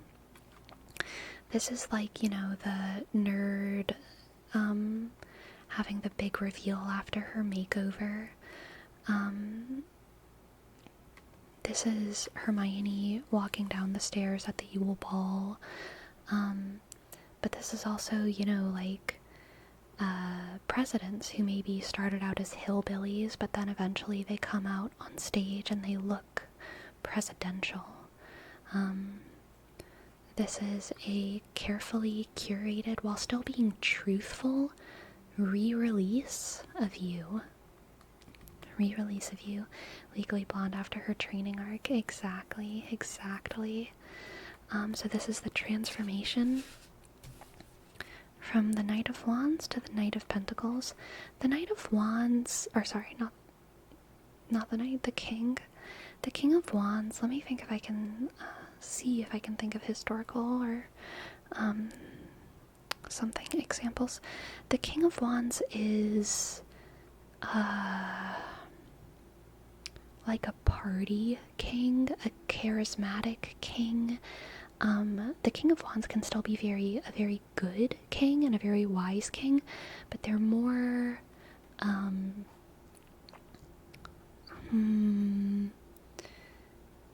decadent, I guess. But then the Knight of Pentacles here, I think I might have said King earlier, but Knight of Pentacles works as well. The Knight of Pentacles is very careful and very intentional. The Knight of Pentacles is the guardian angel of the tarot deck, so they're not as loud, they're not as party, they're not as forthcoming necessarily, but they are slow and steady wins the race. They are maybe a little bit more of a, I don't want to say an underdog, but they're like a slow mover rather than like a balls to the wall kind of mover. So it's a transition. It's a transition of vibe, okay?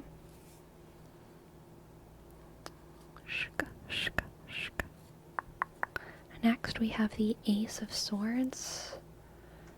The Ace of Swords. Oh my gosh. The Ace of Swords.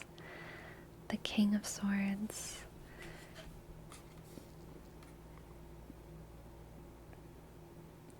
And the Ten of Swords. So the Ten of Swords is bringing us back to death, okay? The Ten of Swords is bringing us back to death. The Ten of Swords in a lot of ways is, a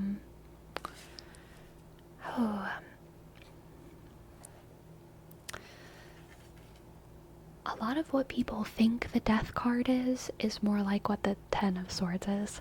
The Death card is really very, very much focused on transformation, whereas the Ten of Swords is about a painful end to a journey that gives way for a new journey to begin. But this transformation card doesn't always mean a painful end or a bad end. The Death card can often mean a natural, expected end, the snake shedding its skin, right? The Ten of Swords usually means a kind of painful end that makes way for something new. So seeing it paired with the Ace of Swords and the King of Swords makes me feel like this social transformation that you're going to go through will actually transform you. You're going to fake it till you make it, and in the process you're going to lose something, which is going to be a mini death, but you're also going to gain so much. You're going to gain so much. You're going to learn how to be a wise and discerning leader, the leader that people need. Alright, the leader that people need. And the Ace of Swords is heavy as the head that wears the crown. Gosh, the imagery on this card is really, really working for this reading. This is you cutting out the parts of you that you don't need anymore in order to bear the burden of the crown. And the crown isn't something that's bad necessarily. I shouldn't really call it a burden, because I think it's something that you're working towards and you're coming out of it beautifully with the Sun and the Knight of Pentacles. It's not like you're an unwilling leader here. You're just someone who is very aware that you need to change. And change is something that you're aware of is painful, and it's going to be worth it for you. So you're willing to make those changes. You're willing to cut out those parts of you that don't fit your ambitions anymore. Because you need to be the king that the people need. Okay? You need to be the king that people need.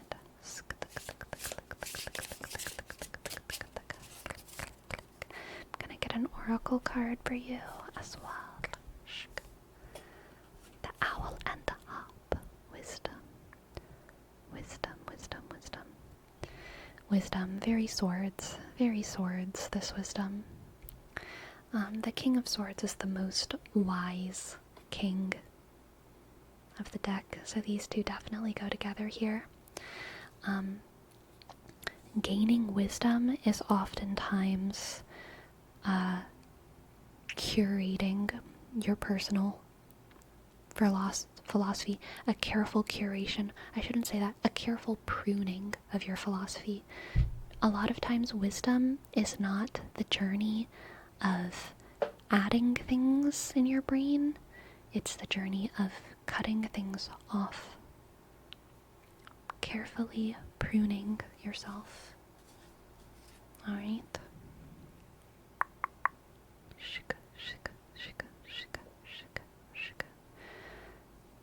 Thank you for letting me read for you, Morpheus. I hope that you enjoyed, and I hope that it resonated. I think I did a longer reading than I was supposed to do, but that's okay. I hope that you enjoyed. I just felt like it, I guess. I just felt like it. Okay, now I think I have a sub and a couple donos.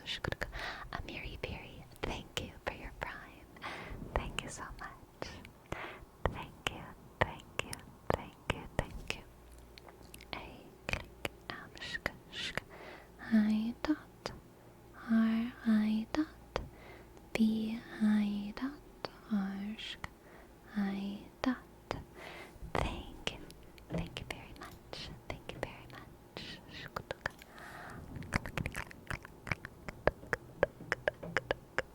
Alright, next we have a reading for Dookie and Sci Fantasy and Nobunaga. So first we'll do Dookie. Dookie. And always resonated. Thank you for the extra long. I must have needed it. You're welcome, Morpheus. Thank you for your tip. Alright, the Dookie. Let's see what the cards have for you. We have the Three of Cups. Fun in the Sun. The Queen of Swords. Grandma looking at you, having fun in the sun. And then the the 5 of Swords. Ooh. Fun in the Sun gone wrong. Dookie.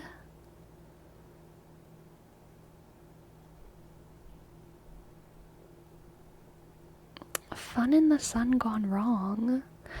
Fun in the Sun turning into fighting in the sun, okay?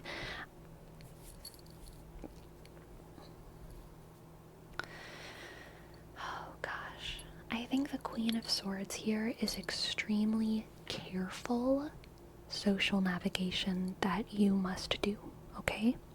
You must navigate a social situation very carefully because there's a group of people that should and could have a lot of lighthearted fun together, but if things don't go just so, it could very easily turn into a battle of wills.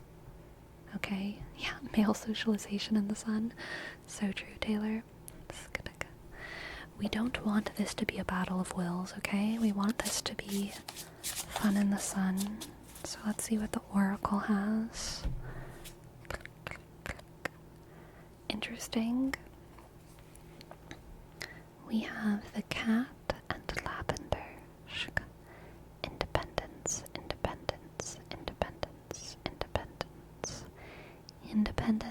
independence, independence, the cat and the lavender, independence. The Queen of Swords is quite an independent thinker.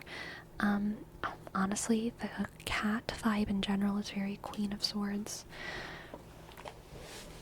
So yeah, I think in a lot of ways, this reading is honestly encouraging you to be a little bit of a schemer for peace. Listen up, Dookie. You've got to scheme your way to peace. Chaos is a ladder towards peace. You have to scheme your way towards peace. This is like knowing how to be the comedic relief during tense friend moments, because you know that if you don't say a joke, people are gonna start fighting, okay? That's what you have to do. That's what you have to do. You have to scheme for peace. Scheme for peace. Dookie. Thank you for letting me read for you. I hope that resonated, and I hope that you enjoyed. Next we have a reading for Psy Fantasy Freak. Psy Fantasy Freak. Psy Fantasy Freak, Freak, Freak. We have the Page of Pentacles, the King of Pentacles, and the Seven of Swords. Ooh, stealing acorns. I'm getting a sense of stealing acorns. Oh my god, this is Robin Hood. Oh my god, Psy Fantasy Freak. This is, you're gonna steal to give. This is the most obvious Robin Hood. I've never had this combination before, I don't think. It's Robin Hood. You're stealing to give, alright? Seven of Swords is a little bit of sneaky theft. A little bit of sneaky deception activity going on to meet your motives. The Page of Pentacles is oftentimes talking about a student or a sense of eagerness, but what I'm seeing in the art of this card is this acorn, right? This acorn, this resource, and the pentacles are all about resources, material resources, and what is manifest in the material world. And the King of Pentacles is a generous gifter. It's the card of being able to provide for many people, being able to provide for many people, or being able to provide one person with everything that they need. If this were like, a love reading, it would be like sugar daddy. King of Pentacles is a sugar daddy. But yeah, I think that you're going to be stealing from people to give to other people, and it, because it's the King of Pentacles and the Page of Pentacles, and which are very good cards when it comes to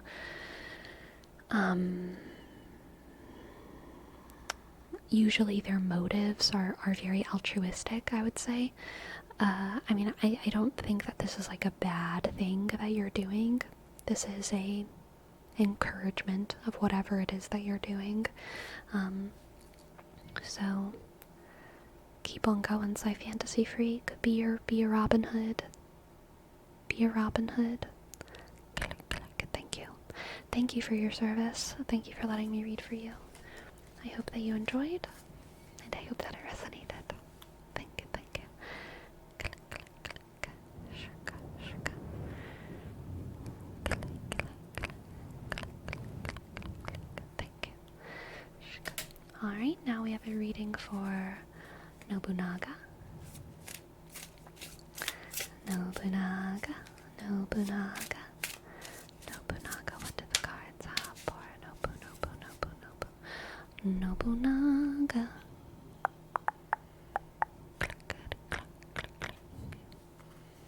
we have the 10 of Cups coming up, the Knight of Wands, the 7 of Pentacles. This is very happy so far. Gosh, this is like a very happy, successful reading. And then the Devil, of course. Okay, the Devil here is just saying don't define yourself by your success. Define yourself by the joy that you have of achieving your success, okay? Because the Knight of Wands is passionate and driven and like living their like dreams of labor, if that makes sense. They love being an artist and striving forward. And so the Knight of Wands doesn't have to be disciplined to be a hard worker. The Knight of Pentacles is very disciplined and is willing to do work that they don't want to do for the greater good, right? The Knight of Wands is a hard worker because it's a labor of love. They can't stop. They're obsessed. They're passionate. They are compulsively creative. And you are going to be heavily rewarded for that creativity and for that time and for that labor. This is the reap what you sow card. So, you're going to be compulsively planting your apple trees, and then you're going to have a shit ton of apples, and you're going to feel so proud of yourself. You're going to look out at your apple orchard, and you're going to be like, oh my god, I did that.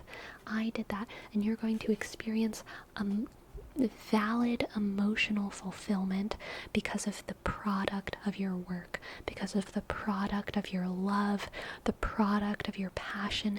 It's going to sate you emotionally. It's going to fill your heart, to know that you can pour out your heart with such good results. The Devil is going to tempt you with identifying with your success rather than identifying with your passion. And they're very close. The Devil is in the details. The Devil is in the details. Your success is a byproduct of your passion.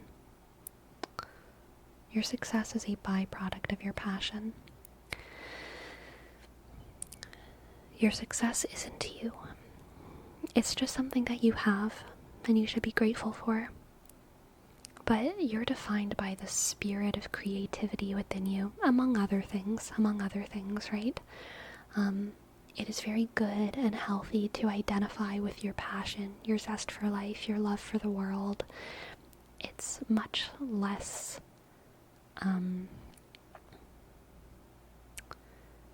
healthy in a long-term sense to define yourself based on the success.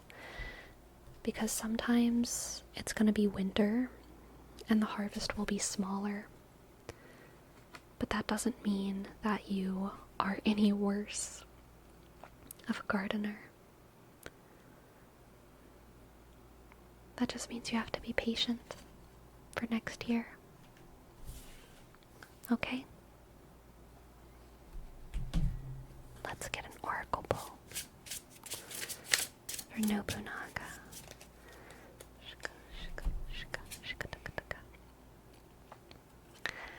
This is a beautiful one. The trout and the lily of the valley. Purification.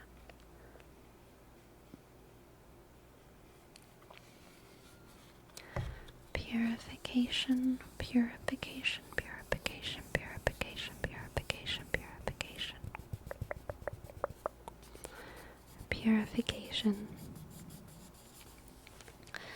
Your passion can be a tool for purifying yourself, okay? Something that's been like living in my head for the past couple days is a quote that I heard a pretty long time ago, many years ago, one of the goals of nuns, and I mean, all Catholics can like do this to an extent, but it's definitely one of the explicit kind of goals of nuns, is to become living prayer. To become living prayer. And it's one of those things that they're never going to achieve, right? Because there's always going to be moments where they're like, can you pass the salt, please, at the dinner table? But, like, the kind of root of the goal is to always be praying, to always have Jesus' names on your lips, to become living prayer. And nuns are passionate about this. They're passionate about Jesus. They love Jesus. This is a labor of love. The idea of becoming living prayer is incredibly enticing and exciting to them, and they love it. Becoming your passion can be an act of self-purification, and it's a pretty radical act of self-purification. It's not something that all people are called to do, to become to become the paintbrush, to become the sword, to become, you know, whatever it is that they do. It's a very radical act of purification, but it's something that some people are called to, or it's at least an ideal that some people can have a healthy relationship with striving towards. And I think that you have that ability, Nobunaga, to have a healthy relationship with the idea of purifying yourself with, purifying yourself by immersing yourself in your passion. Immersing yourself in it, becoming your passion, and seeing how it feels. Thank you for letting me read for you. I hope that you enjoyed. And I hope that it resonated. Thank you, thank you, thank you, thank you.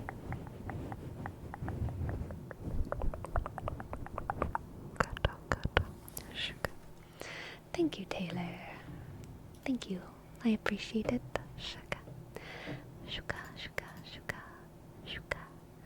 Shuka, shuka taco. I love the fish. I love the fish too. It's a very cute fish. The lily of the valley. The lily of the valley. The lily of the valley.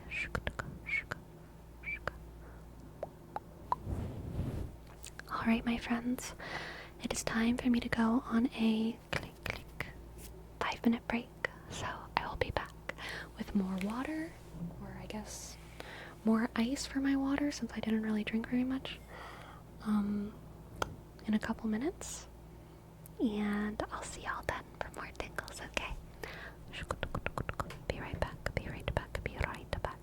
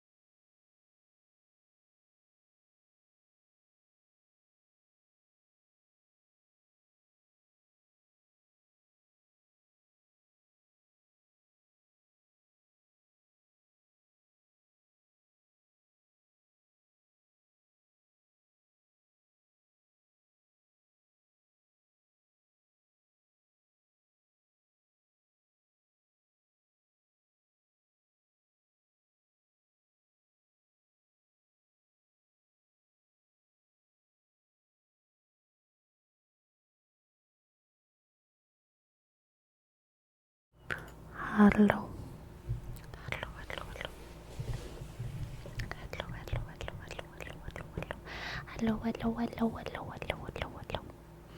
Hello, From. Hello, Queen Ninja. Hello, CEO. I have a confession, which is that it's very hot outside, which is not my fault. I didn't make it happen, but I want to go on a walk today, but I didn't have time before stream, so I kind of want to go on a walk after I stream, but it's still gonna be hot. Even when I finish, it's still gonna be like 85 degrees outside. The sun will be lower, which will be nice, but I'm considering for the very first time going to the gym like in my apartment complex, and the confession is that I've never even been inside of there. I have a gym membership for like a different gym, which I'm positive is like, better, and I have more things and it's useful, and so I'm glad that I have that. I'm pretty sure the gym with like at the apartment is like just like a treadmill and some dumbbells maybe. But I'm thinking about just like walking on the treadmill, which sounds really boring but kind of fun because I've never done it at my place before. No machines? I mean, I don't know, I've never been in there. It's like a very tiny facility though, so there can't be too much in there. Because I'm assuming that it's going to be cooler in there than it is outside. Won't it be busy? I don't know. I don't know anything. I don't know what it's going to be like at all. I don't know anything. I'm scared.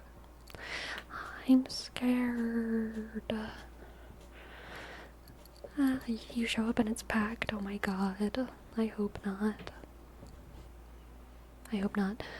I feel like it'll be embarrassing if I walk in and like someone's on the treadmill, so then I just leave. I feel like it'll be weird, but I might do that. I mean, if someone's walking, then I might just have to go and walk outside, which wouldn't be bad, because like the worst part about the heat for me is the sun, and the sun's gonna be, I'm not gonna wear sunscreen at 8 p.m. or 7 p.m. or whatever it is, so that's gonna be good, but it will still be warm. What if it's full? You go for a walk later at night? No, I gotta get my bed. I gotta get my bed. I gotta get to bed, so I can't go on a walk too late at night. I kind of have to go right after my stream if I want to get in. Those steps, Tony Morales. Thank you for your sub. Thank you. D click O N shk Y click M O R shk A click L E shk S T shk. Thank you.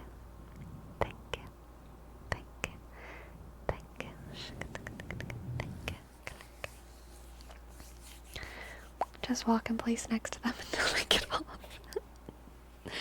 Yes, that is the best solution, Destructicon. Absolutely.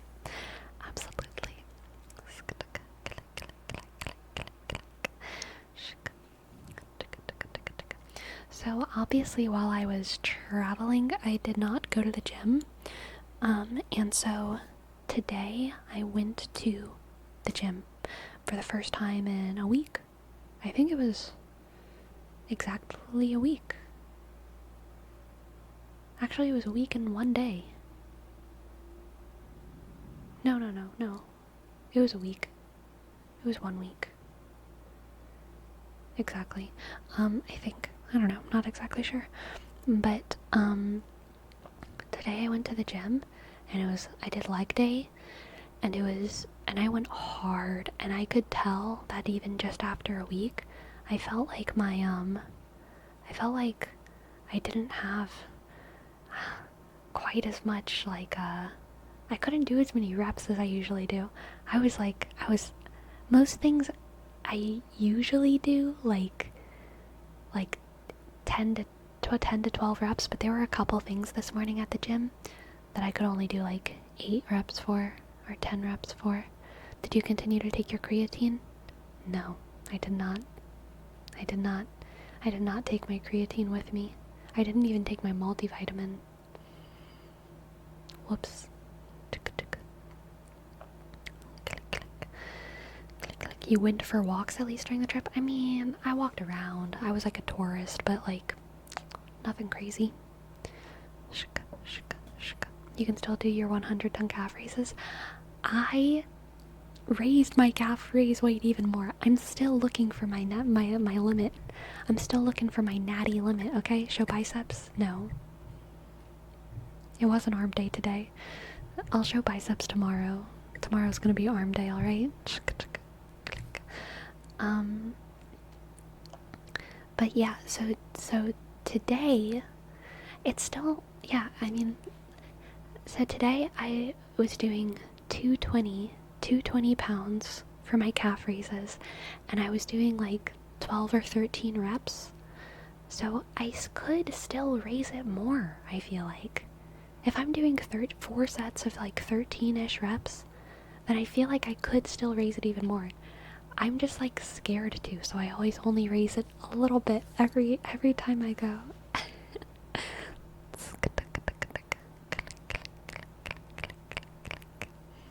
I bet you can probably cap it around 250, maybe.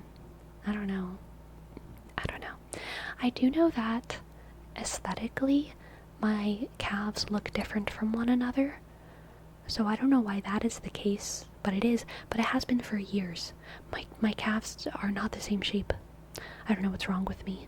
I feel like I'm doing the same. I feel like I'm doing it evenly on both, but I feel like my calves look different. But I don't care. That's just a. I don't care. That's totally normal. Thank you. I appreciate it. Is one calf stronger? I don't think so. I don't think one calf is stronger, but it literally looks like one. It literally looks like one is just like smaller than the other. I don't know what I mean by that. I don't mean that it's like less swole, right? I mean like it's actually shorter. I feel like one of my calves is like actually shorter than the other. Bitter brush. Hello, welcome in. Thank you so much for your tip. I'm assuming you would like a tarot reading because you usually do. I'm gonna go ahead and start shuffling.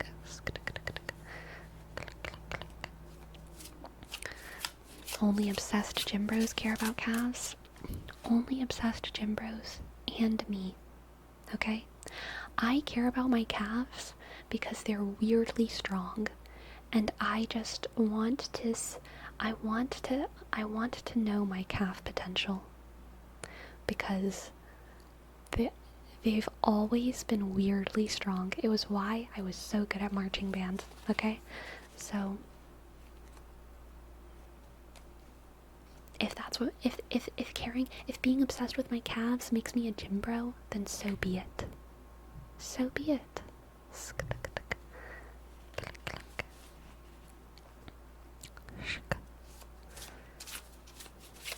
I do. Weird to cut off the tarot request. Okay, gotcha. Sometimes Kofi is weird. Weekend vibe check. You got it.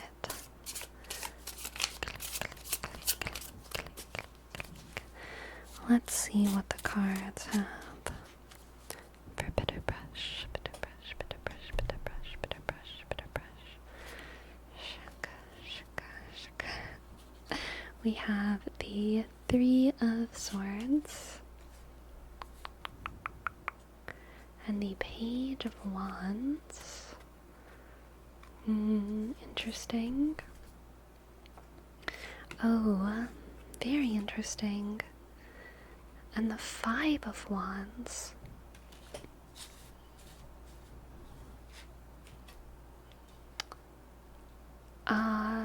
Okay, so immediately what I'm thinking of, Bitter Brush, is like war graffiti.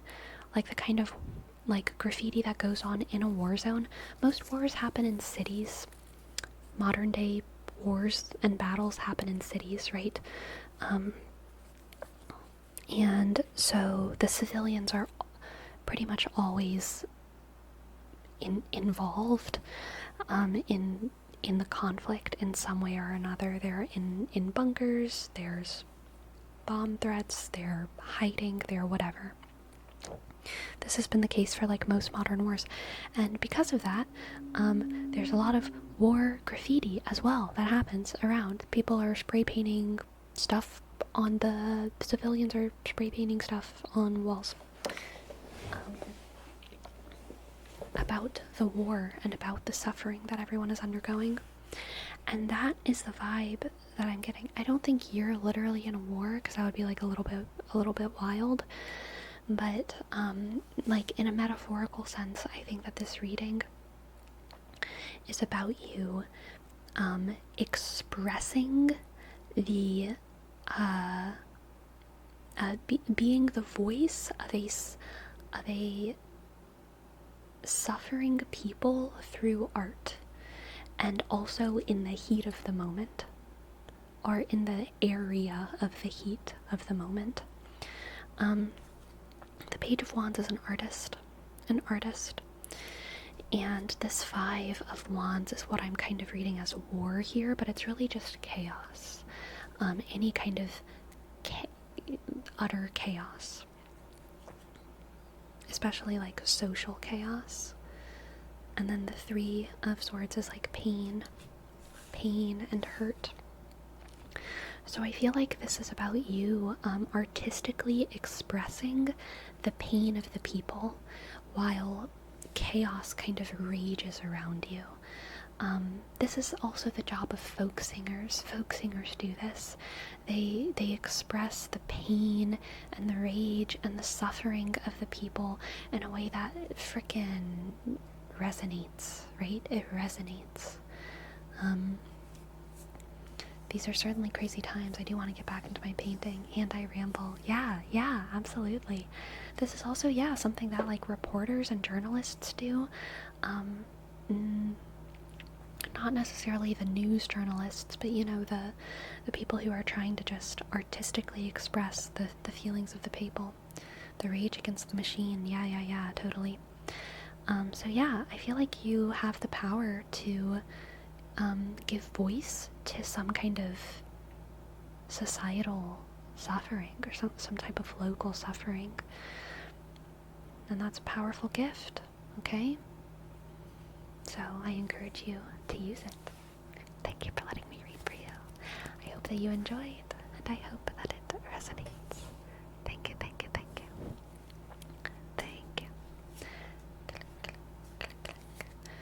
Boop-ba-doop-boom, broop-ba-doop-boom-boom, bum-ba-dum-bum, bum-ba-dum-bum-bum-bum, ba-dum-ba-da-bum, ba-dum-ba-da-dum-bum, ba-da-ba. I think you skipped my reading. Varoma. Oh my god, I did. Let me find it.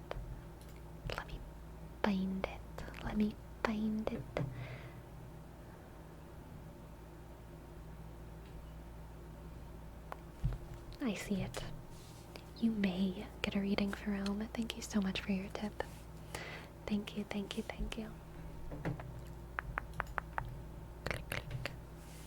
I just had the loudest sneeze attack ever. Oh my goodness.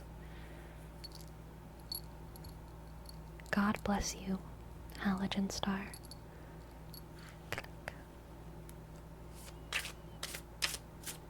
Let's see what the cards have for Ferome.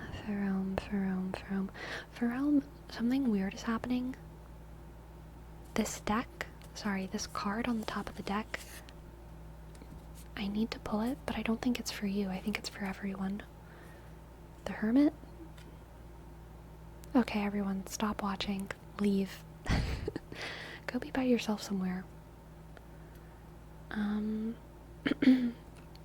No, the Hermit is a sign of self-reflection and the journey inward. I need to clear my throat.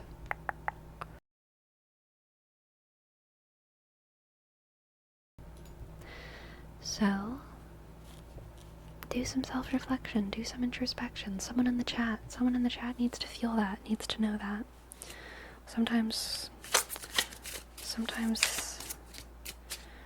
cards just need to be pulled for someone or for something. Alright. That was your card for Realm.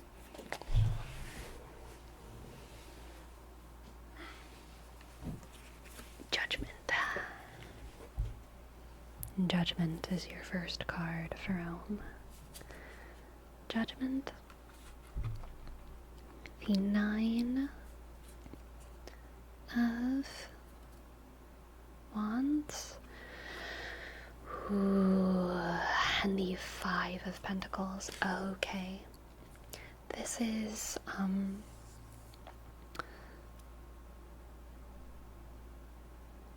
kind of boycott vibes, or somehow you using your power to what's the word? Your power to like not partake. What's the word for like not partaking? Your power to resist, kind of? Or no, it's like your resistance is your power to abstain. Thank you, thank you, thank you, thank you. Thank you, everyone. You have the option to abstain from something as an act of rebellion, or as an act of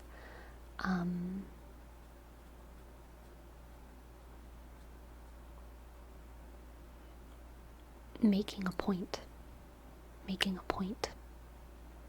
Okay? Judgment is you using your autonomy to its fullest degree, and knowing that like your kind of power to influence is your power to set a boundary, even in a way that makes you suffer.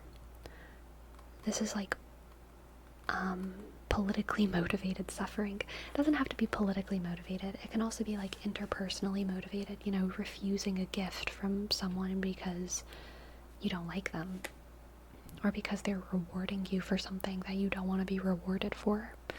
Something like that, you know? But this is abstaining out of principle. Doesn't it feel a bit childish to act like that? Not always. Sometimes, but not always. Not always. A boycott, a strike, is not always childish. Sometimes it is. Sometimes when university students go on strike and like don't go to classes for a day, I'm like, what are you doing? That's kind of childish. Unless sometimes it's not. Sometimes it's not, but sometimes it is. But a lot of times it's not. It feels like sometimes when university students like go on strike from school, I feel like it's like first graders doing like a Christmas pageant. It's like the university is teaching them to go on strike, and so then they're doing it, and it's like a weird little like LARP, because everyone is into it. The teachers are into it, the faculty is into it. It's like, what's happening?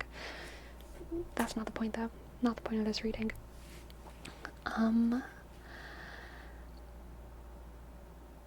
Abstinence is definitely not childish. It is a very powerful tool.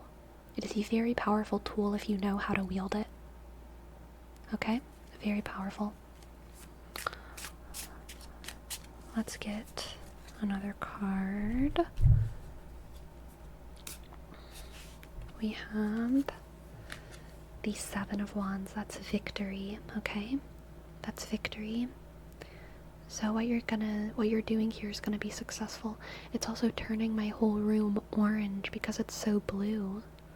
Look at that. And then it goes away. Now it's chill again. And now it's gonna be red again.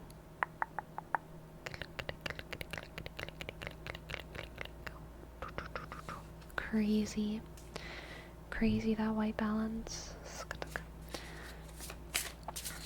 Alright, let's see what the oracle has for the room. The room. The hound and the pear. Loyalty.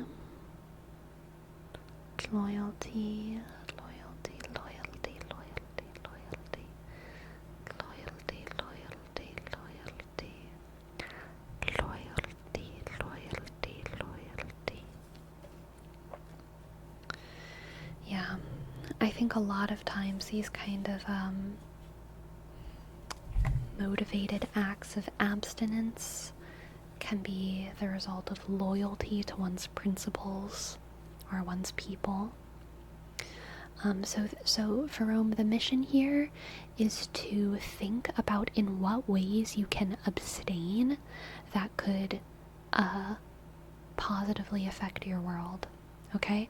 I don't know what that situation is for you, but there's something in the world that needs changing. There's something in your world that needs changing, and the way that you can change it is by abstaining. The way that you can change it is by refusing participation, even though it makes you suffer for a moment. Even though it might mean that you're hungry for a day, even though it might mean that you have less pay for a day, even though it might mean that you don't get to participate in X, Y, or Z thing for a day. In a way, it feels like part of me is giving up. No.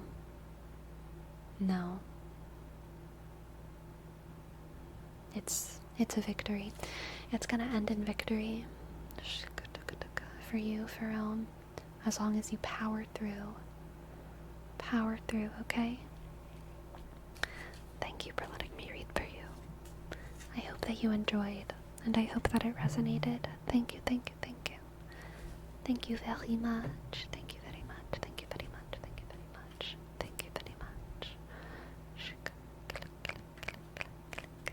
Amiri, thank you for your tip as well. Yes, let's see what the tarot has for you.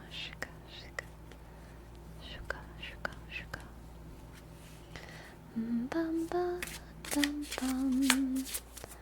Ba-da bum bum bum. Let's see what the cards have for Amiri Veri. Let's see what the cards have for Amiri Veri.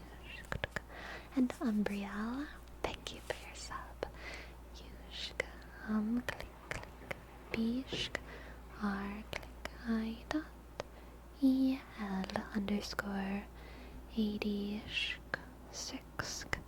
Umbriel, our angel of umbrellas. Thank you so much. Okay, Amiri, for you we have the 5 of Cups, which makes sense if you're going through a hard time.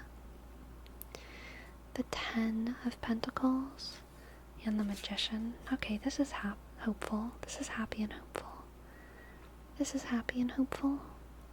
It's sad at the beginning, but Amiri, this is a reading about tragedy bringing you specifically closer to your family.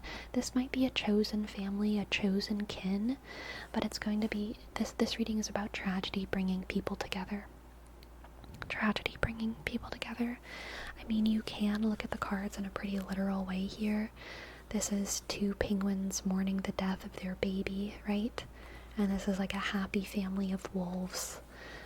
So you can pretty clearly see this journey here between, the sadness, the tragedy of the undeserved death of an innocent, somehow bringing the family unit closer together, an opportunity for closeness, even in the midst of the tragedy. And that obviously doesn't have to be the exact situation, but I do get that there's a sense of loss here. That 5 of Cups is always about loss. Completely undeserved loss. loss because of the whims of nature and fate. Excuse me, and unpredictable things. But what you can control is your reaction to those unpredictable things. And sometimes those unpredictable things can prove to you how good the people around you are, and also how good you are, because you're all helping each other through it. You're all helping each other through it. And the mission, not the mission, oh my goodness, Freudian slip. The magician is about resourcefulness, using all of your resources to attain the greatest power and the greatest result. Using all of your resources to attain greatness. Your community, your family, your chosen family, your friends, your tribe, whoever they are, you are all resources to one another, and you can help yourselves get through this tragedy as long as you're willing to lean on one another. Let's get an oracle card. An oracle card. Again, we have the trout and the lip. Oh my god, wait, I need to clear my throat.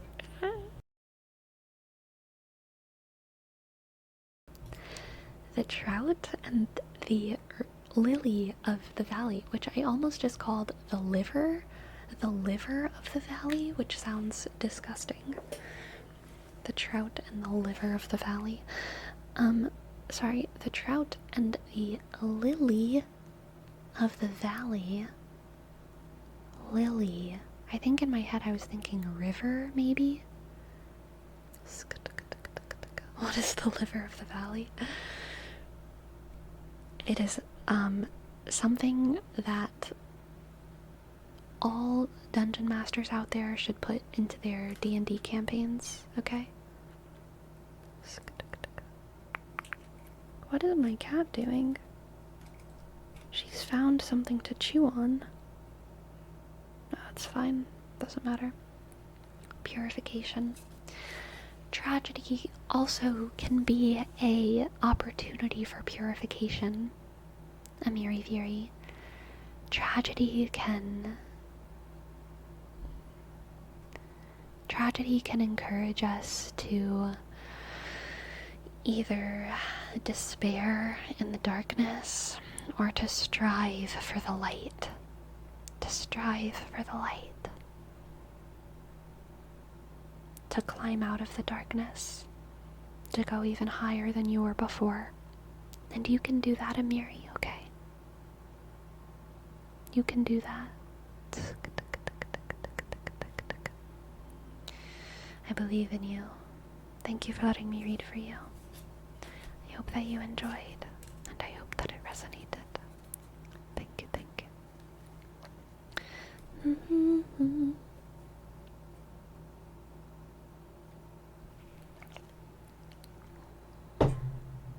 That was loud, sorry. Are you going to TwitchCon? No, I'm not. I actually have a lot of trips planned this fall, so I know I just went on a little trip, but there's gonna be more. I'm going on a trip in October, and I'm going on a trip in November. I don't have any plans for December yet, but I know Christmas is happening, so like, I don't know. I'm not making any promises about anything in December yet, but I do have stuff going on, so there will be more stream breaks probably in the fall. But I will let y'all know those specific dates as they come up. Sleepy's gonna be traveling the world a little bit. It's a year of adventures.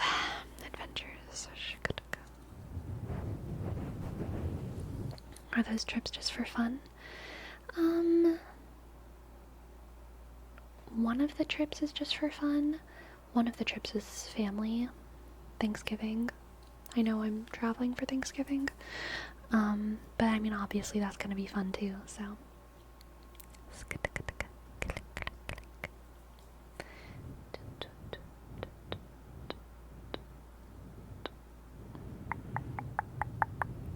Glad to see you back. Welcome back, Jasaro. Welcome back.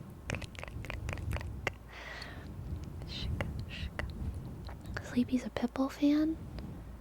Am I? Did I say something Pitbully? Did I say something Pitbully? Pitbully, Pitbully, Pitbully, Pitbully, Pitbully. Lily of the Valley is Walter White's fave?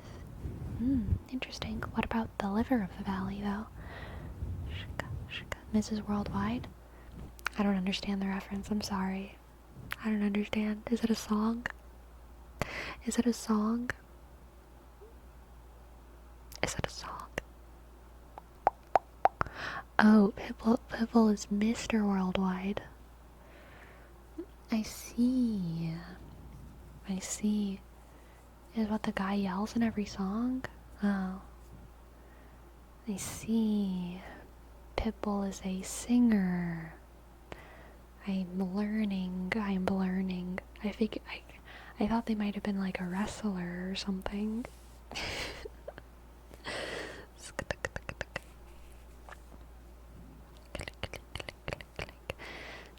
He went to Alaska, for God's sakes. Everyone knows. Everyone knows once you've seen Alaska, you've seen the world.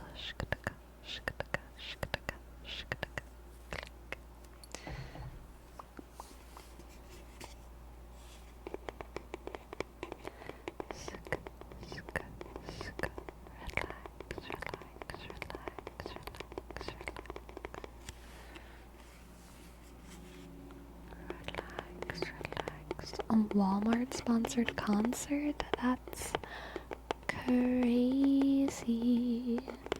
Crazy. Crazy. That's crazy. That's crazy. Crazy. Crazy, crazy. That's so crazy. That's so crazy.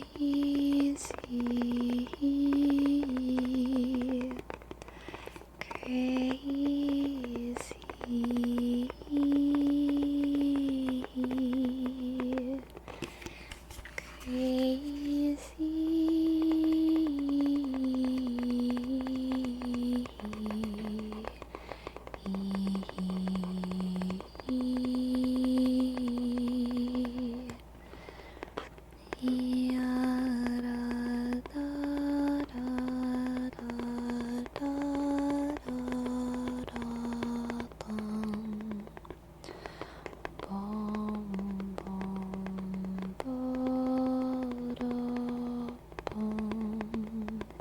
I heard they're selling discounted ASMR in here. Ah.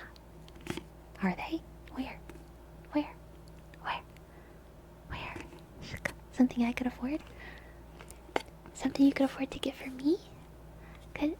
Something you could afford to get for me? Really? Oh my gosh. You got a coupon for me? Oh my gosh, so nice of you to spend your coupon on me. Wow. That's so nice. Wow. My lucky day.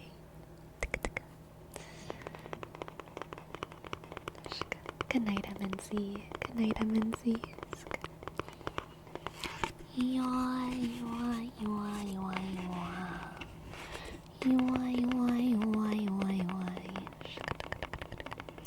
We never get in a Louisiana fan meetup. I'm gonna have to go all the way to California. If I do a Louisiana fan meetup,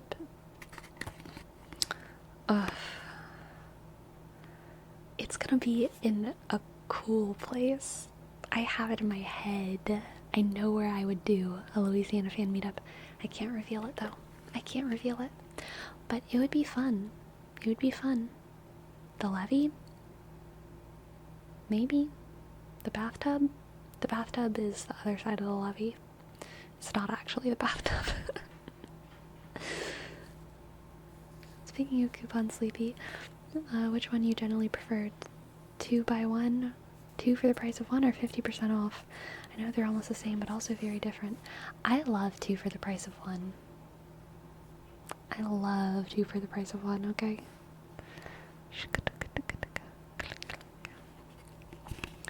This September, if we pay 25% off, do you get less money? No, that's why September is so cool.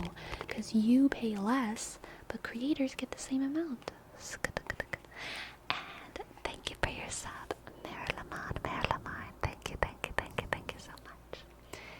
M-sh-k-E-I click R-L-E-sh-k R-click M-A-sh-k-N-sk. Thank you. I love 1 for the price of 2, get another one free.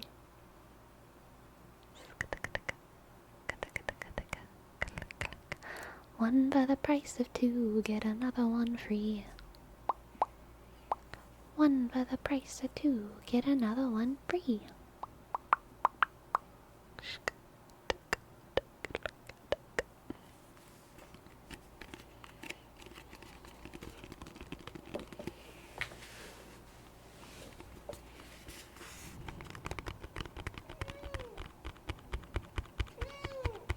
Meow.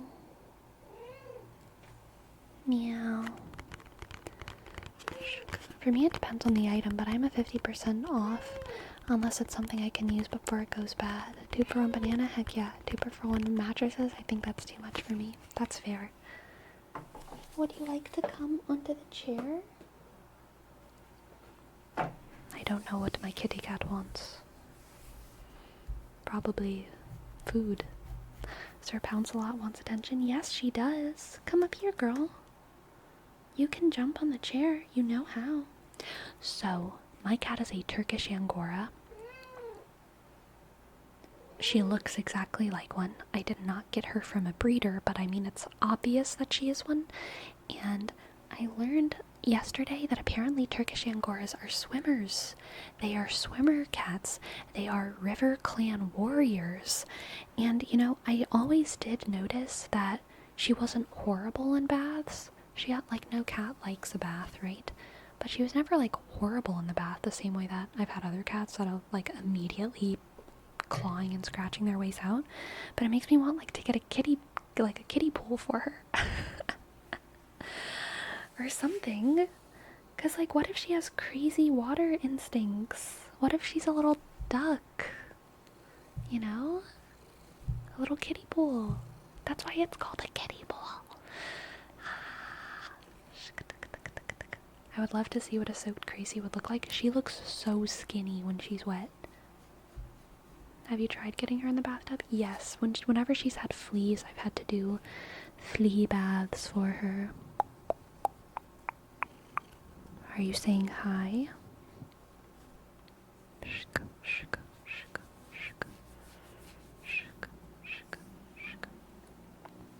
Does she like it or hates every second? She only hates it after a couple minutes of being, like, forcibly washed in the water. You know what I mean? The first couple minutes she is fine. But, like, having a flea bath is not the same as having the freedom of swimming. Like, whenever I've given her a flea bath, I've been, like, holding her down in the water and, like, rubbing her with soap, and obviously it's different. Tested in your pool's apartment? No. Oh wait, your apartment's pool. It's okay, I understood exactly what you meant.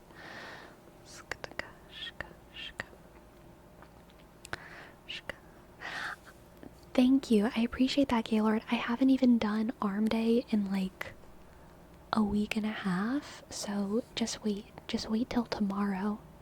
Tomorrow, I'll be feeling good about my upper body. But thank you, I appreciate it,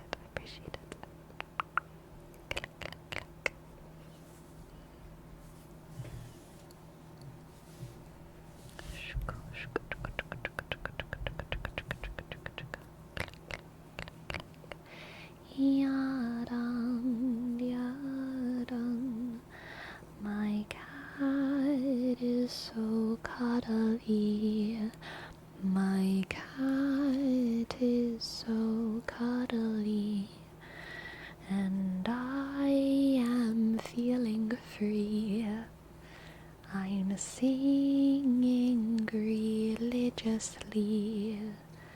I'd like to pet my cat for eternity.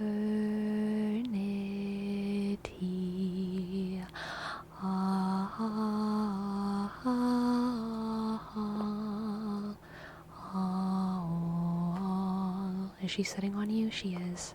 You can't see her, but she is right there. How Crazy reacted after not seeing you for a week. Very cuddly. Very cuddly. She's still very cuddly. She's, being very attached.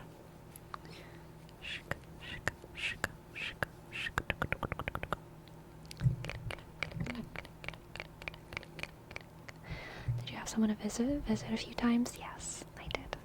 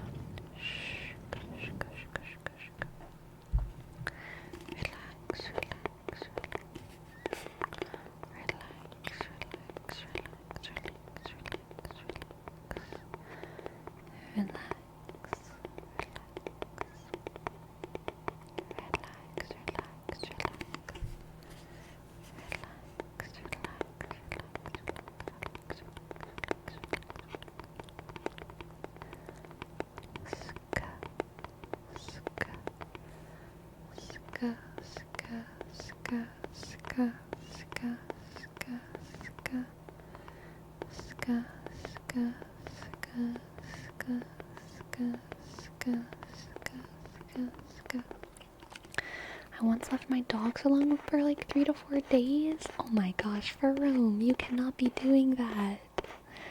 Not dogs, hardly cats. Dogs can be babysat. I have worn square and well, not square, but I've worn rectangle frames, Messy, Knessel. I've never worn square frames though. That could be a mood. Like perfect squares. That could be a vibe. That'd be funny. I left them enough food? No. No. That's no good. You can't be doing that, Jerome. You can't be doing that. You don't often see perfectly square frames. Yeah, it'd be kind of crazy. I thought about getting big heart frames once, but then I didn't do it.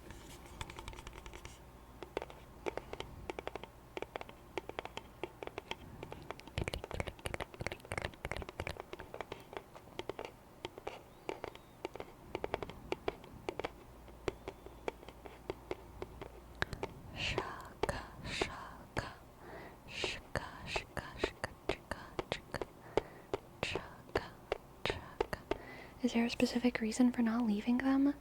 Dogs are too social. They are very, very, very social and very emotional and like smart. So like you obviously can't communicate to them that you will be leaving for 3 or 4 days. So they will just go crazy. They can't do that. They don't understand the situation. They also, like, dogs kind of need to be walked if they don't have free reign of the outside. So they have too much energy. They're gonna have too much energy. Keeping a dog in a house for 4 days straight is like keeping a human in a chair for 4 days straight. It's like, too much energy. You're gonna drive yourself nuts. So of course they tear things up and make a lot of noise and cause chaos. And also dogs can do well being babysat in other places.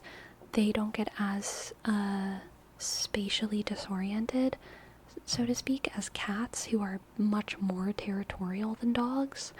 So generally for cats, it's better to stay at the same location but have a visitor who can feed them and maybe pet them for a while and give them fresh water and all of that.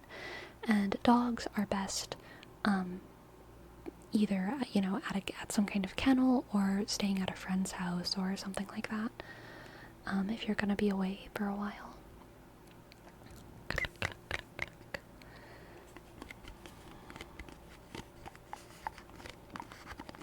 I can sit in a massage chair with a built-in mini fridge for 4 days straight. You're another breed. You're another breed, messy Knessie, alright? Can confirm my dog has a genuine meltdown when I go on vacation. Hunger strike, accidents in the house, tries to run away from the dog sitter. Yeah.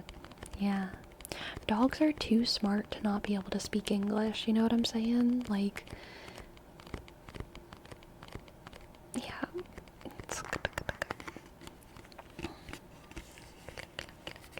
Thank you, Super Tartine. Thank you very much. The other day, I saw someone walking a straight up wolf, but it wasn't a wolf. Obviously, it was a dog, so it wasn't actually a wolf. It wasn't literally a wolf, but it was like clearly related. It was also all white.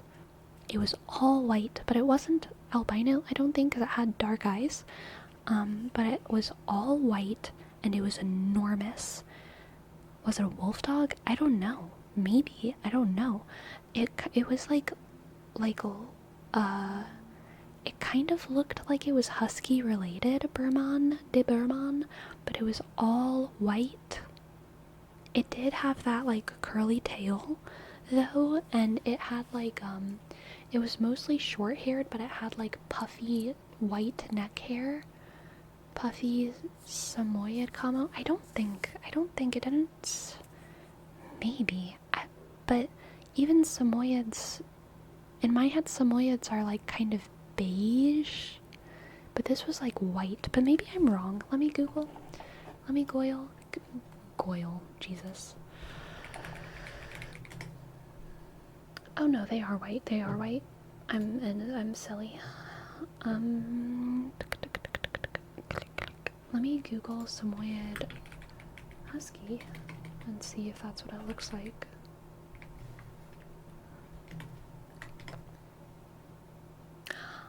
You know what? Yeah. Yeah, that could have been it. That totally could have been it. It did look like this. Samusky, it looked exactly like this. I'm gonna show y'all exactly what it looked like. It looked exactly like this.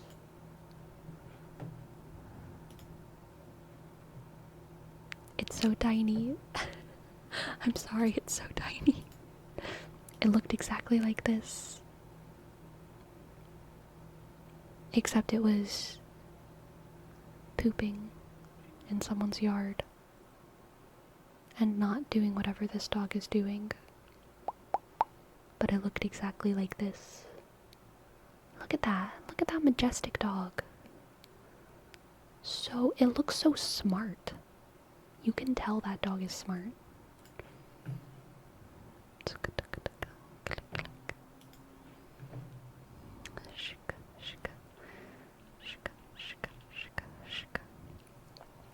Looks like that dog knows physics. Probably.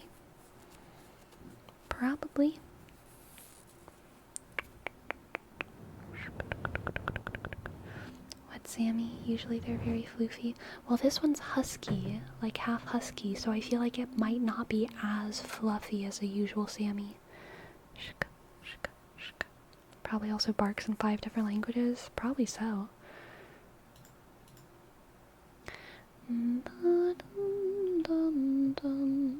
Oh my gosh.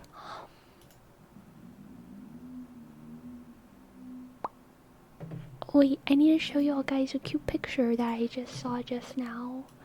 Look at this cute thing. Look at this cute picture. Look at them. Look at them. They love each other. They love each other. They're so cute. They're friends. Dog friends. They are in a committed relationship. Yes. Yes. Dogs are sorry, wolves, Gisley, you're right, are shockingly big. They're like horses. They're like almost horse-sized. It is wild. Wild how large horses are. And by that, I mean wolves.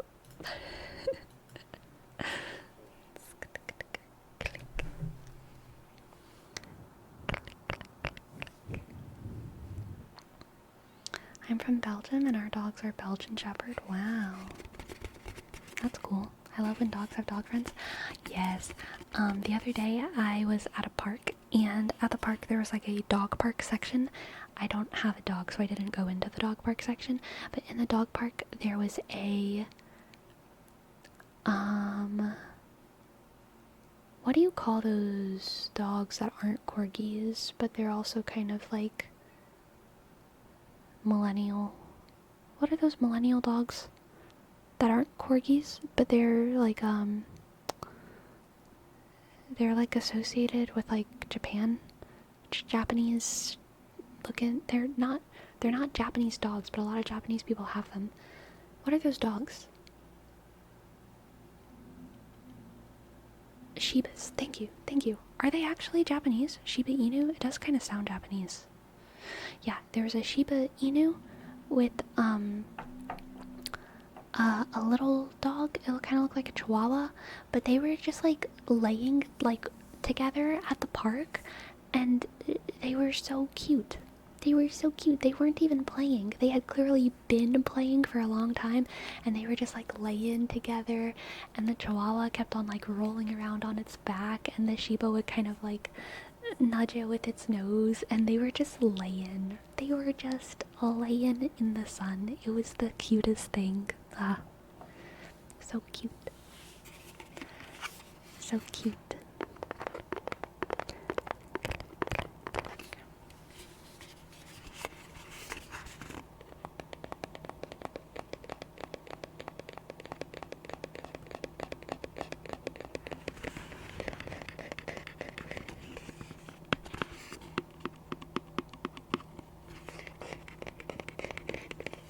That's my dogs when they come back from a walk. They just drink water and lay back to back. Ugh.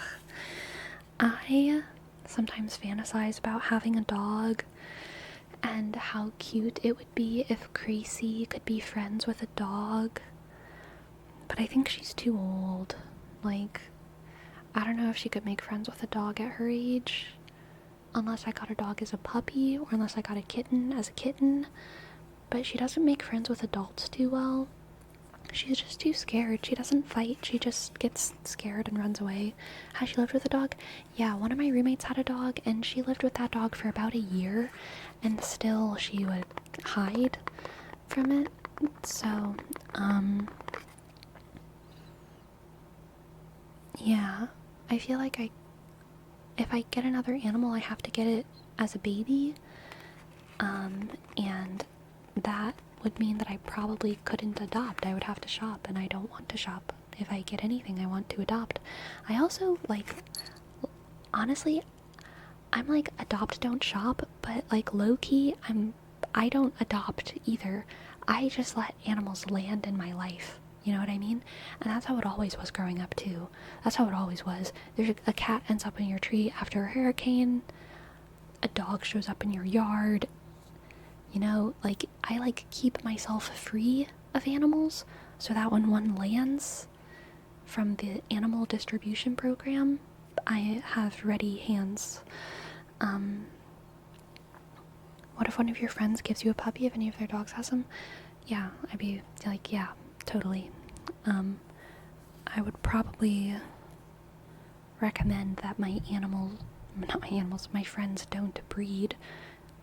But if for whatever reason, yeah, it happens, if my friends become in charge of baby dogs for some reason, then like, yeah, I would probably be willing. That's technically adoption by accident. Yeah. Exactly. had an old female cat become buddies with an old dachshund. It's possible. Okay, noted, Green Ninja. Before I get crazy animal friend though, I need to get her a kiddie pool. Kiddie pool, kiddie pool.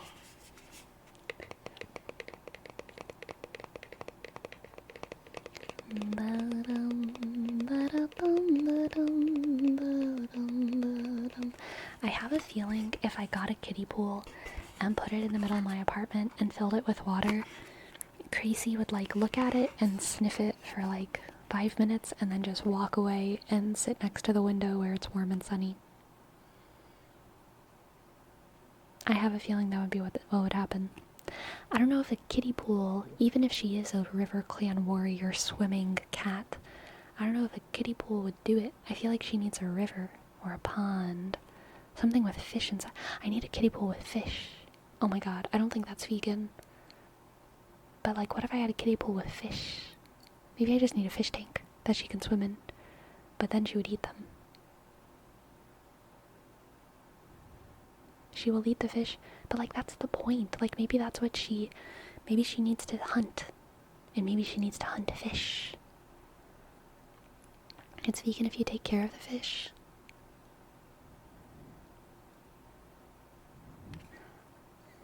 I don't think she will take care of the fish. Go kayaking and put her on the leash? Yeah, so while she's drowning I can also choke her. How old is Gracie?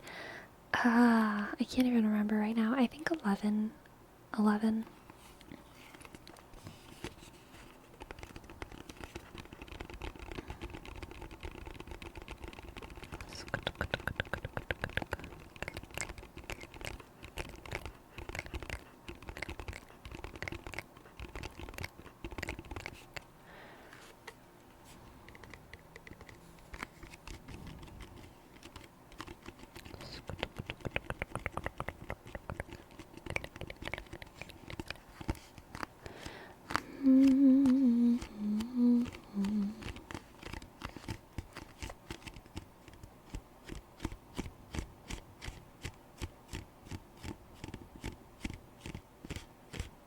Was she still a kitten when you got her? No, she was not. She was 5 when I got her. So sleepy since you're gaming detoxing, you aren't gonna play Space Marine 2? No. I can't. I was very hype for it, watching all of the trailers, but if I'm honest with myself, Destructicon, I'm more hype about reading all the books I want to read, so it's okay. Cats are brutal hunters, not ethical at all. I tried to make a vegan argument for letting her hunt for her own food, but I just cannot find one. Yeah, you know, that's part of why I don't like adopting either. And I want to be clear that, like, this is not something I'm projecting to other people or even other vegans. It's like, this is a very personal thing for me. I don't think that cats, especially, should be in captivity. But I think that sometimes life necessitates cats being in captivity. She was 5 years old, socialized as an indoor cat when my roommate abandoned her, and I was there with ready arms to take her in, and I love her. And like, I'm obviously not just gonna put her out into the wild, and I love her. I mean, honestly, like, God, Gracie is one of the core individuals in my life. But I don't really think it's right for cats to be in captivity, in the same way that I don't think it's right for humans to be in jail. But even, you know, at least in jail, in theory, there's some kind of justice, in theory, right? But like, she didn't do anything. She just got born into this indoor cat world. And I kind of think that that's like wrong. I think that cats are outside animals. I think that they're hunters. I think that they are free spirits. So yeah, that's kind of another reason why I don't really like the idea of going out of my way to put a cat in my house. It's not a thing that I want to really promote either. But it is the case that some cats are just indoor cats and they need a home. You know? Wild cats do a lot of harm to local bird populations. Local bird populations need to be less delicious, okay? Yum yum yum.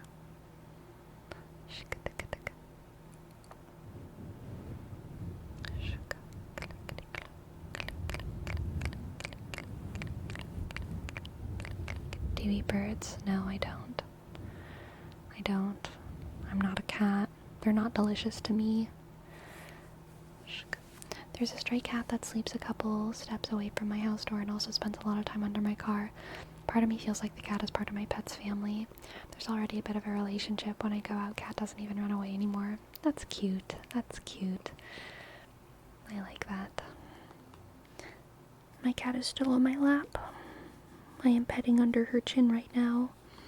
And she is slow blinking at me, and it is so cute. It is so cute. It is so cute. It is so cute.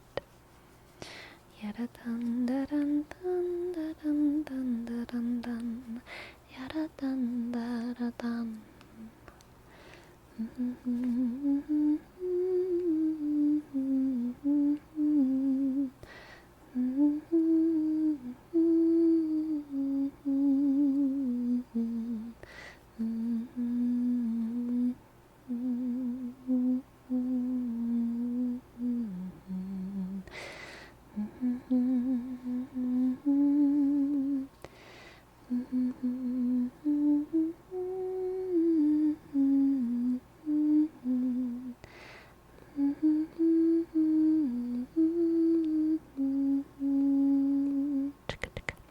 Cats are incredibly invasive. They're such a tricky topic, and there's no 100% ethical way to deal with them.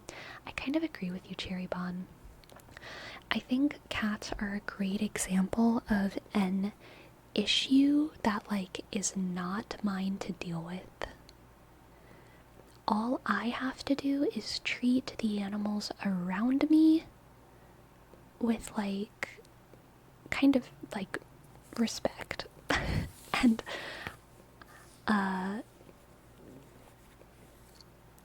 I'm not gonna solve the issue of cat invasive speciesness. Cats have evolved alongside humans for thousands of years. I certainly don't hate them or think that they shouldn't exist because of their invasive qualities, in the same way I don't think that pigs are, like, bad, or that sheep are, like, bad, even though we domesticated them to be what they are, and even though they're problems because of how many of them there are in the world, right? Because, gosh, individually they're just so lovely, and they're so cute, and I love them so much. I love them so much. So, I'm chill with it. I'm also very invasive, and I'm an issue I don't know how to deal with. All we can do is what we can do. So true, Cherry Bon. So true. So true. I love the idea of giving animals freedom, but when I used to let my cats go out, bad things happened to them. Yeah, I think probably raising cats outside is the best way. And also you have to do that with the knowledge that they will be in danger, you know? It does shorten their lifespan, but in my opinion, it gives them a higher quality of life. It also depends on where you are. Like,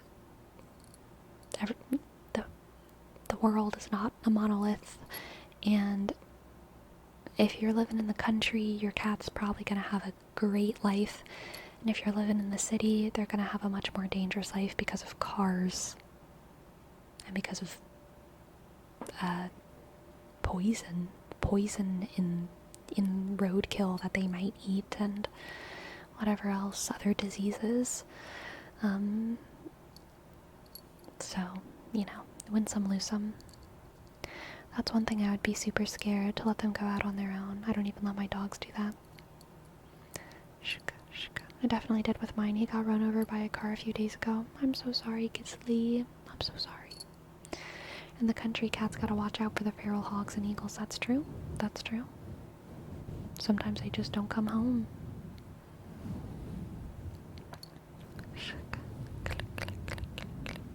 Getting electrocuted is also a risk. Yeah.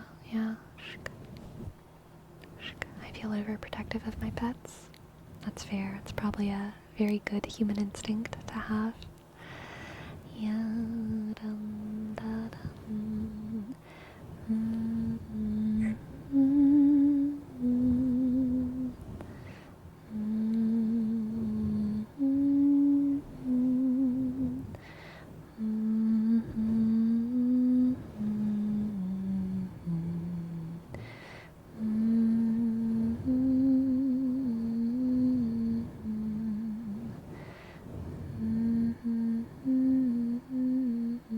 Have humans ever used cats for fishing? Is that a completely idiotic question?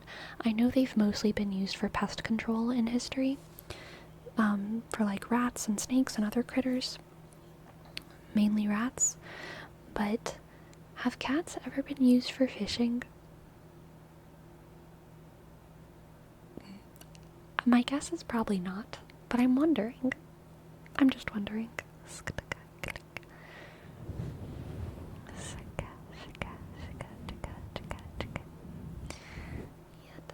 Like training the cats to catch the fish and drop them off? Yeah.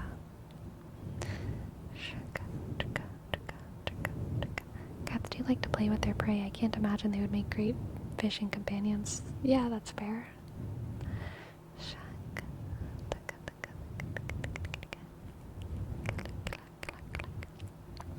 I'm sure there's been a cat on a fishing boat helping them from time to time, but I doubt large scale because they wouldn't listen most of the time. Yeah. I feel like if anything with cats it goes the other ways around. Cats use us for convenience. Hello, love to sleep. Hello. And Fearless, thank you. Thank you for your sub. P, click, U, sk, R, shk, E, L, E, shk, S, ask, S, thank you.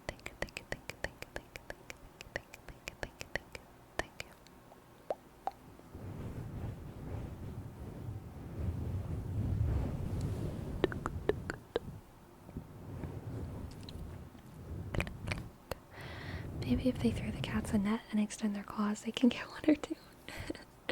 Maybe.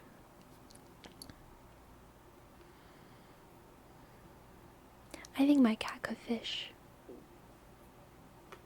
I know it's a bold statement, because I think she's never done it in her life, and I also think she's kind of an idiot. But I think she could fish. I do.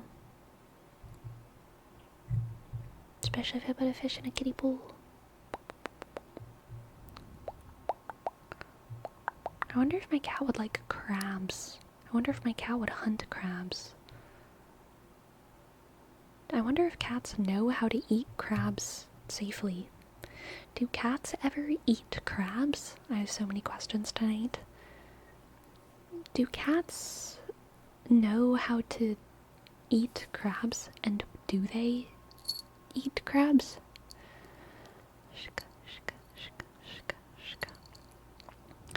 Chat, should I play a game set in modern Iraq, ancient Iraq, or ancient Greece? Ancient Iraq is what I vote. Appa Papa, that sounds cool.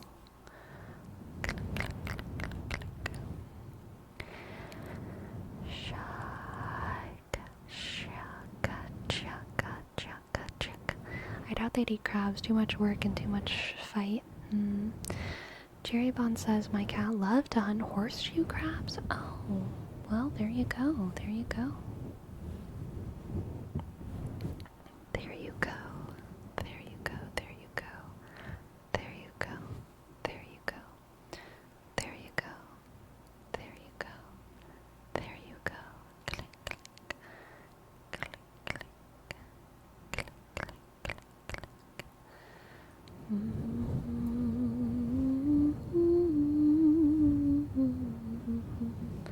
Aren't crabs only good when cooked? I mean, for humans, pretty much every meat is only good when it's cooked.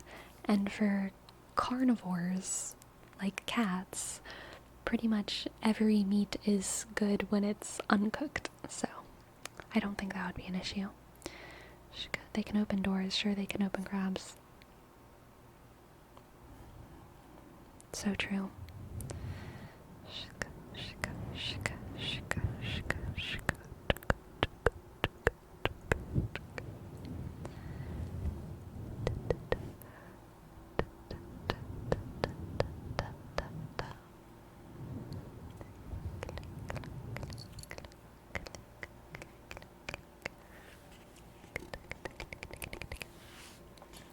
I wonder why we developed to not be able to stomach raw meat.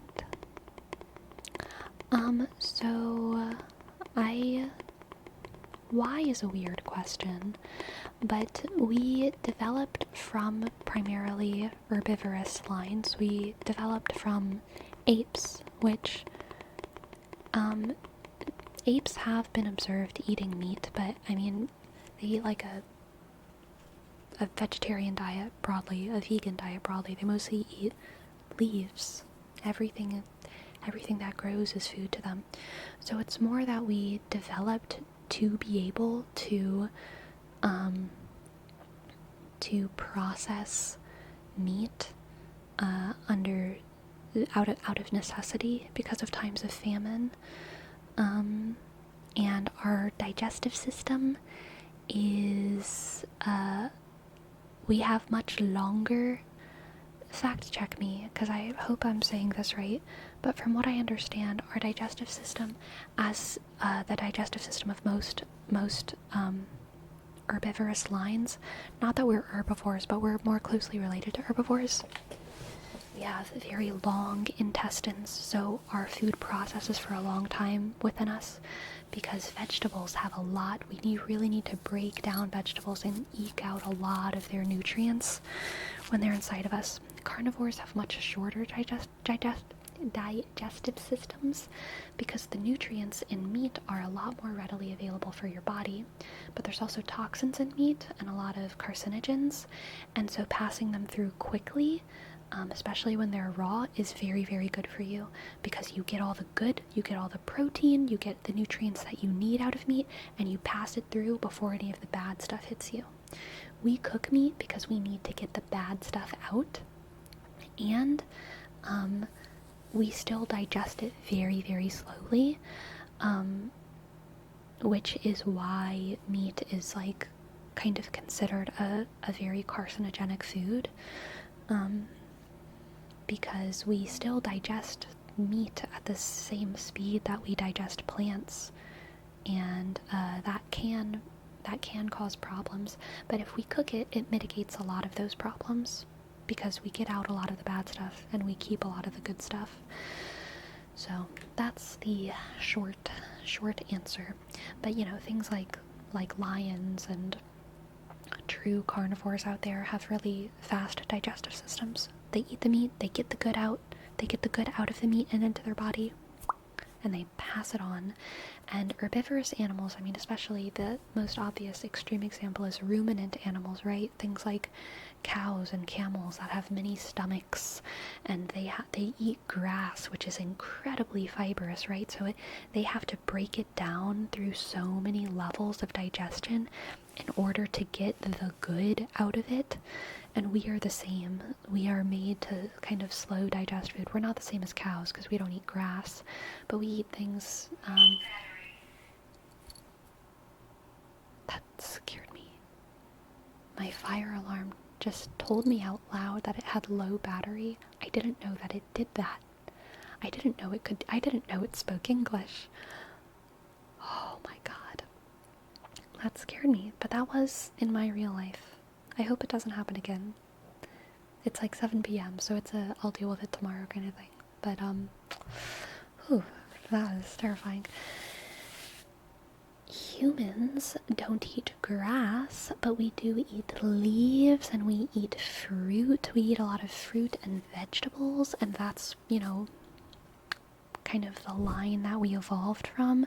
So we don't need to digest things as slowly as we would need to digest grass. Grass is indigestible to us because we only have one stomach, right? But we are made to digest easily fruit. Oh god. I think I'm gonna go. If I press the button, it's gonna happen less, right? If I press the button, it's gonna like happen less. Is that correct? No?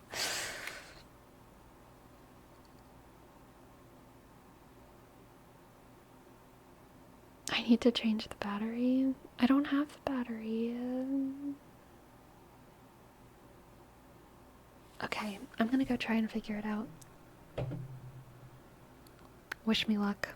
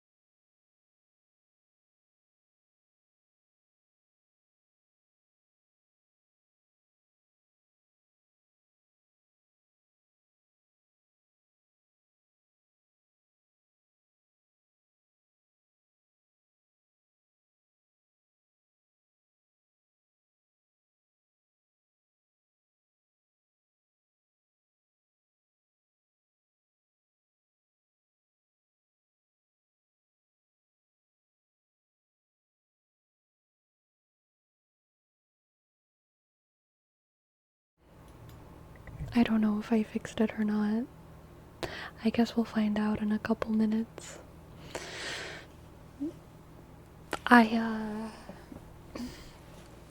So, to my surprise, most fire alarms I've had have had a weird, crazy battery, but it was just AA batteries inside. I opened it and it was just AA batteries. I was like, what? And so I pulled out the AA batteries. It was just two AA batteries. And then I pressed the button and it was extra loud. It was extra super duper loud and it said fire. And I was like, oh god. And then I tried to hold it and it said fire, carbon monoxide warning. And I was like, oh my god, oh no. But then I put new batteries in it and I have 3 different fire alarms in my unit. I don't know why. My place isn't that big. It doesn't need that many fire alarms in it, but it does. Maybe it's a regulation thing, I don't know, but the other one, there's a little green light on them on the fire alarm, and the other ones have like a solid green light, but the one that said low battery, the little light is like blinking on it a little bit, which makes me feel like something's still wrong with it. But it hasn't beeped yet since I replaced the batteries, so maybe it's fine. Maybe it's fine. Sleepy, we ran a poll to see who wins. Sleepy believers versus fire alarm shells. Try to guess who voted the most. I think y'all voted for me. I think y'all voted for me. Did y'all vote for me? I don't know. Let's change topics. Y'all voted for the fire alarm?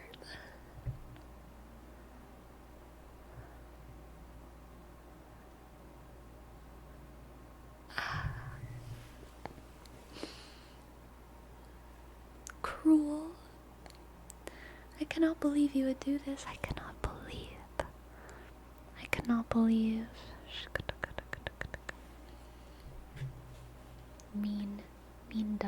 Mean dummies. I did prove you wrong.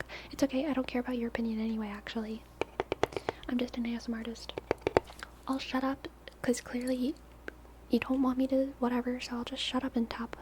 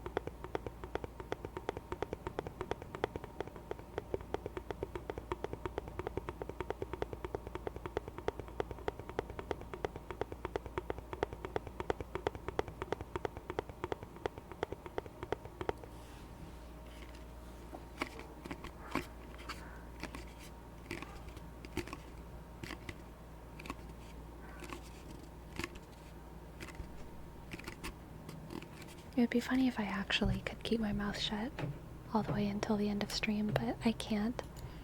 I really can't. I don't think I could. I'm so sorry. I can't commit to the bit for 20 minutes, 25 minutes. I don't have it in me. The yapping beats me. It does.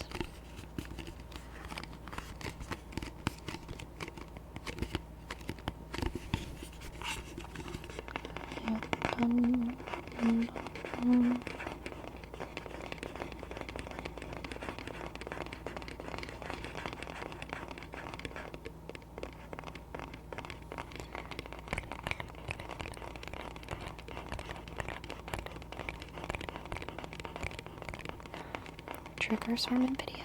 What if I did a grumpy trigger assortment? Grumpy trigger assortment? And the whole time I was just a big grump? Grumpy trigger assortment.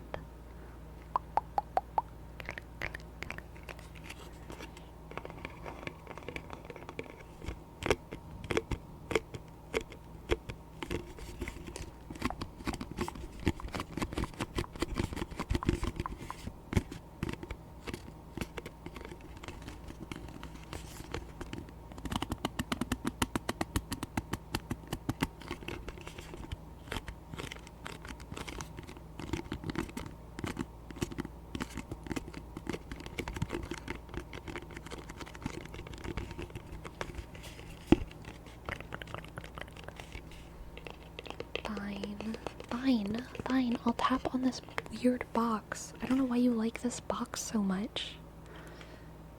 I don't know why you like it so much, but fine, I'll tap on it. I guess. You want me to play with the towel?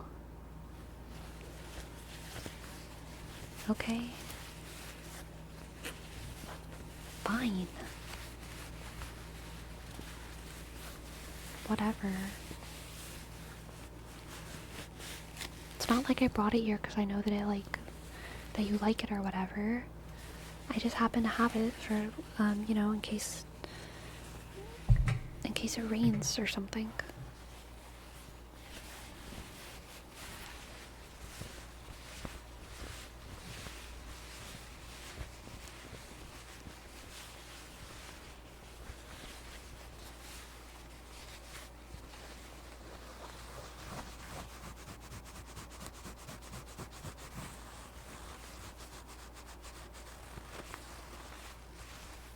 I have a pretty cool prop that I'm excited to use, hopefully for a video next Monday.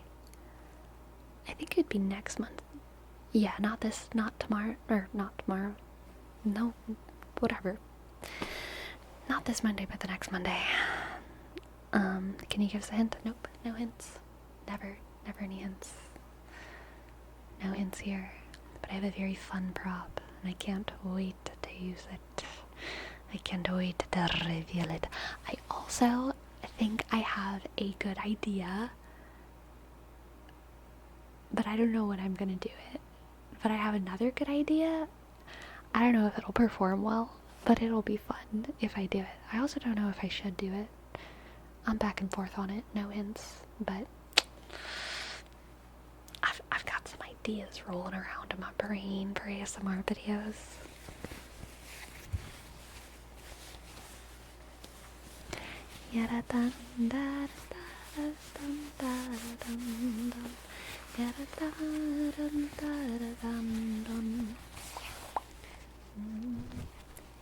Let me know how this sounds, okay?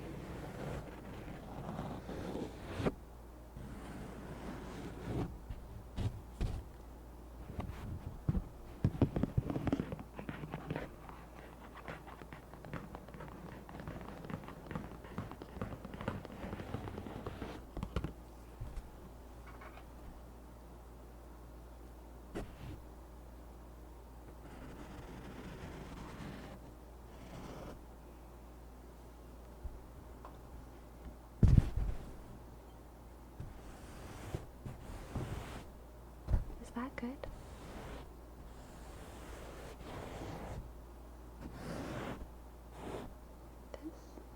Is this unique at all? Is it a unique sound?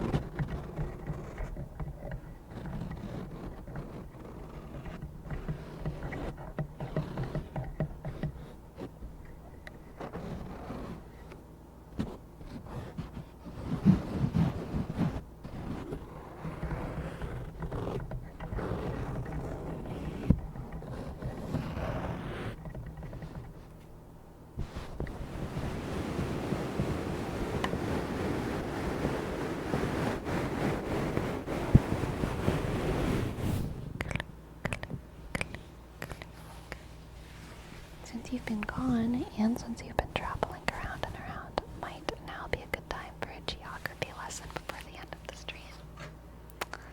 Ogden, you have triggered an event. Alright, listen up, class. Listen up, because I have a very important question to ask you. And if you answer it correctly, you'll win back scratches for the entire class. Okay, you'll win back scratches for the entire class. So put on your thinking caps, okay? What is the capital of Wyoming? What is the capital of Wyoming? And here's your hint.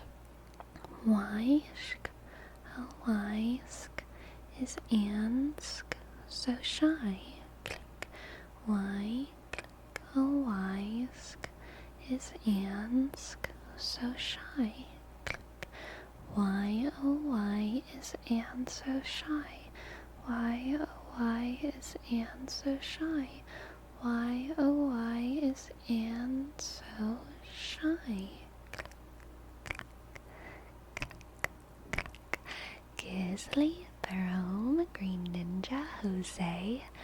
Very good job. Very good job. Here's your back scratches. Scratchy, scratchy, scratch, scratch, scratch, scratch, scratchy, scratchy, scratchy, scratch. Scratchy, scratchy, scratchy, scratch. Scratchy, scratchy, scratchy, scratch.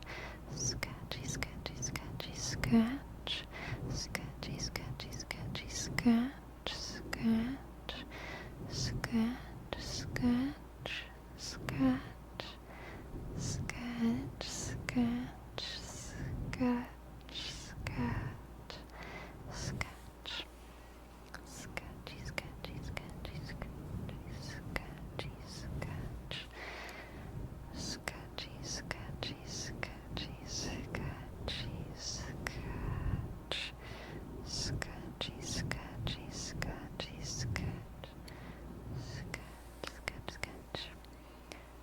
Very good.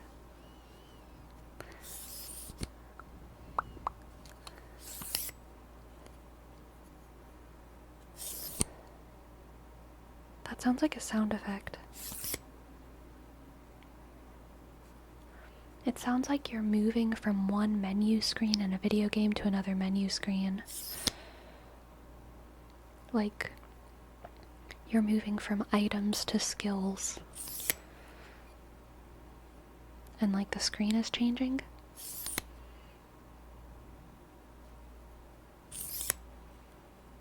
A game that has swords. Right. Oh, sorry, I bonked you. Yes, Barome, what can I read for you? What lyrics can I read for you? PS2 menu sound effect vibes? Yeah. I was thinking of like Kingdom Hearts or Final Fantasy, kind of.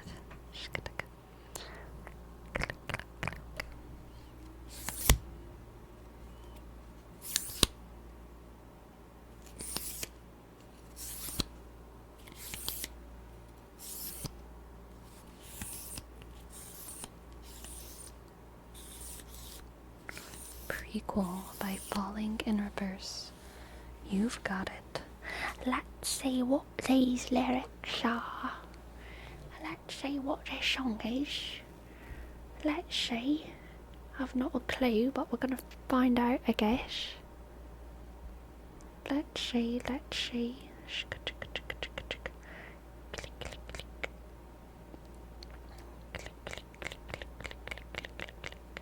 Prequel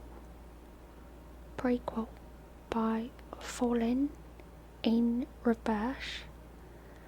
What? I feel like British people are socialised to have a bit of an underbite. You know, you've got, in order to do this sort of accent, you've got to actually push your bottom jaw forward a bit. What's up with that? Are British people, they're sort of taught to have this oral posture of an underbite a bit. You can tell whenever you're looking at a British person with this accent talk. Sometimes I just see it in a thumbnail and I'm like, oh, you've got that sort of British accent where you're making yourself have an underbite. It's like you have a potato. Sure, yeah, it's a bit like that, isn't it? It's Audrey Hepburn, a bit at the beginning. The Rhine and Spain both mainly on the plain. The Rhine and Spain falls mainly on the plain. Innit? Alright, let's read these bloody lyrics. Also halfway to a really good Keira Knightley impression. You're right. She somehow, I don't know if I can do it, I need to work on it, but she's somehow so posh, but she also has this forward jaw. But she does have a sick underbite, but it's not like an actual underbite, it's like an accent underbite. It's like an accent underbite. I don't think she doesn't actually have an underbite. Shh. She doesn't have the shh, does she? Shh. Will Turner. You know, another,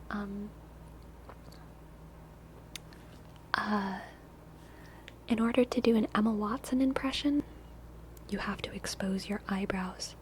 If y'all have ever watched, like, Harry Potter closely, Emma Watson, like, moves her eyebrows so much when she talks. She's like, Harry. She'll move her eyebrows like five 5 times in one word. Harry, please. Harry, you've got to... Yeah, Amelia Clark does it too. Amelia Clark does it too. Forehead reveal. Cover it up. Cover it up.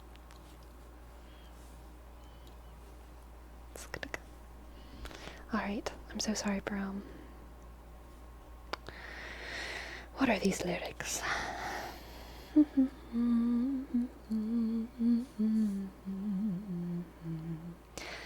Dear diary, I've been searching for a higher me.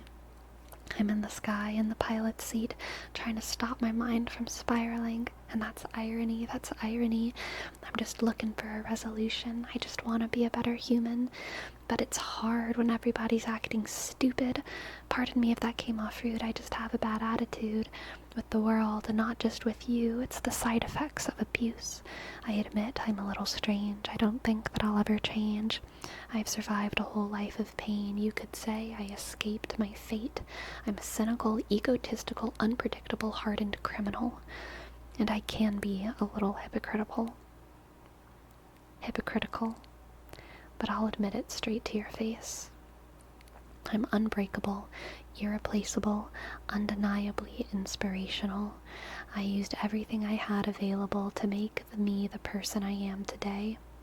Dear diary, I just had another wild dream. I was in a world that admired me, and when I woke up I was smiling, and that's irony. You talk a lot, but you don't even know me. I'm just hoping that my testimony will inspire y'all to stop acting phony. Pardon me if that came off weird. I don't mean to be mean, I swear. I've been through a lot this year. I just want to make a few things clear. I don't like it when people hate behind my back and not to my face. Oh, good. I'm inspired. Nowadays it just feels so fake. So I'll cut the grass to expose the snakes. I'm unstoppable. It's impossible. You don't want to see the diabolical side of me that never stops is volatile, so I suggest you stay in your lane. I'm unapologetic. You know where it's headed. I will never ever let up off the pedal. I got the spirit of every warrior in me ever, so back the fuck up. Get out of my face. You're a slave to labor and you praise the fascist. You kiss the hand that takes half in taxes, faking outrage and being seen, a generation with no self-esteem. It's time to rise up and stand against them, break the chains and finally see the vision. We're post-traumatic from a broken system. Follow me into the chaos engine. It's time to stand. It's time to fight. Don't be afraid to twist the knife. You sacrifice to break the curse. Prepare to die. Prepare to burn. Abandon hope. It's not enough because all our gods abandoned us. Your sacrifice to break the curse. Light the match. Watch it burn. Oh, heaven falls. The angels die. Let it burn from the start when everything falls apart. When everything falls apart, why have you forsaken me? When everything falls apart, why have you forsaken me? Heavy is the crown you see when everything falls apart. Why have you forsaken me when everything falls apart? Heavy is the crown you see when everything falls apart. When everything falls apart. I like that end. The end brings me back to Jesus. Reminds me of the crucifixion. Oh, gosh. You know, we don't have very much time, so remind me to talk about it next time I stream, I guess, but I've been thinking a lot about Jesus lately, because I generally do, but also I heard some Christian doing like Christian babble. You know how sometimes Christians just like babble, how, and I do it too, sometimes you're just like, oh my god, Jesus, and you like say this, you say the same things, like his redemptive blood, his sacrifice on the cross, and his resurrection saved me from my life of sin, and I need to be purgated, and you just, it's like Christian babble. I was listening to some Christian talk, and they were talking about how, they said something like, my Lord is Jesus, he who resurrected from the dead. Jesus resurrected from the dead, and that's why something, something, something. And it, like, struck me all of a sudden that, like, Jesus was very cool, but his resurrection from the dead was kind of like, maybe it kind of acted as like proof that he was God, right?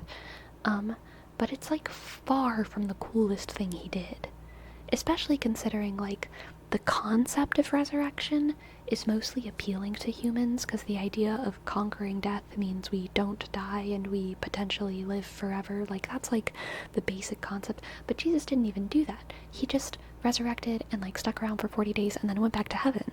You know what I mean? So like, Jesus did so much cool stuff, but by far the coolest thing he did was die. Not rise from the dead. Rising from the dead proved all of the stuff that he did up to his death. It like proved his legitimacy as a prophet.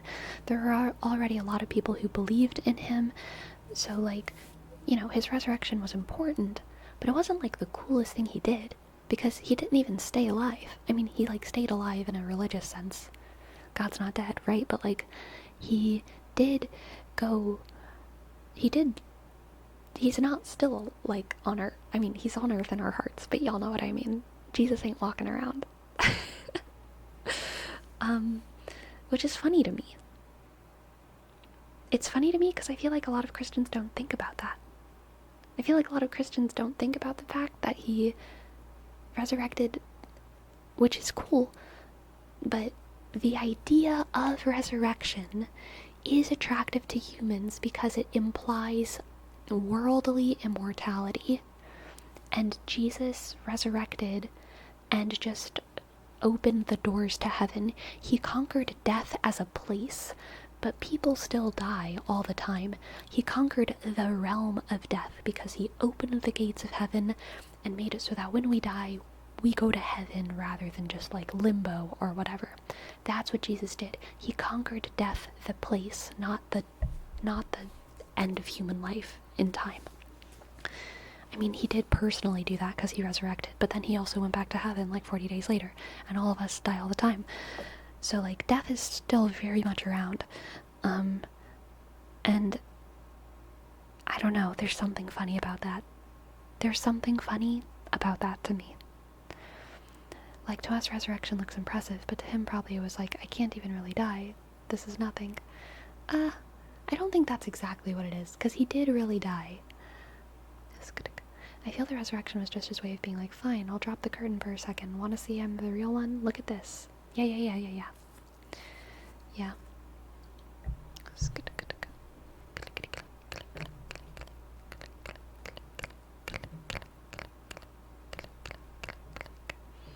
He still had to have faith in his final moments, right. That was why the song reminded me of Jesus. Why have you forsaken me? My God, why have you forsaken me? That is one of the... I've talked about it before, but I think that is the unique thing that Christianity offers. A lot of morality and ethics can be kind of discovered and revealed throughout every culture, through every religion.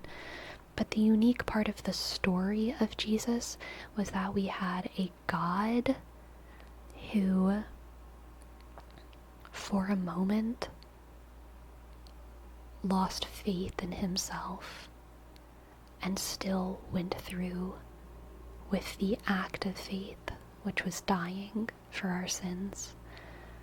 That is so uniquely Christian, and it's something that I'm very glad is in the Christian tradition, and it's a very beautiful part of the story. I think it's so wrought with emotion, the heartbreak of Jesus when he like just looks up to God, you know, and asks, my God, why have you forsaken me? Hits me every time. Hits me every time. the worst part of the trials, was that they made him doubt. Yeah. You know, that's the point of that line. That's the reference even the music video matches. Oh, well, there you go. Heavy is the head that wears the crown. It makes sense. Heavy is the head that wears the crown of thorns. The crown of thorns. Anyway, my friends, on that note, let us all remember that God has not forsaken us, because we have received tingles on this night. And, y'all rock. And it's time to end the stream and read someone. So who shall we read?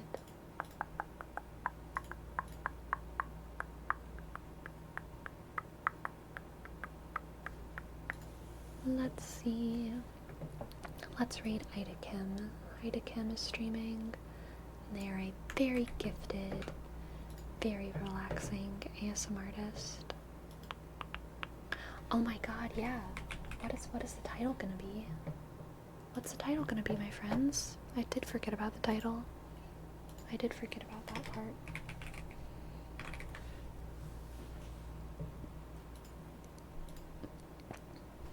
Male violent socialization.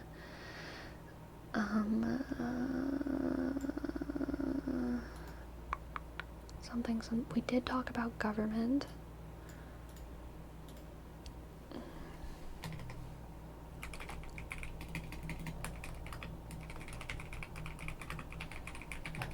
Is government natural?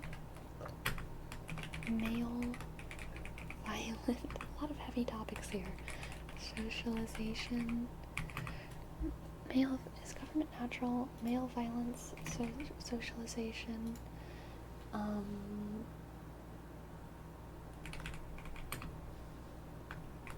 Kiddie pools. I mean, honestly, I kind of like that. Is government natural? Male violence, socializations, kiddie pools. Grammatically a little confusing, but I feel like it needs to be a question.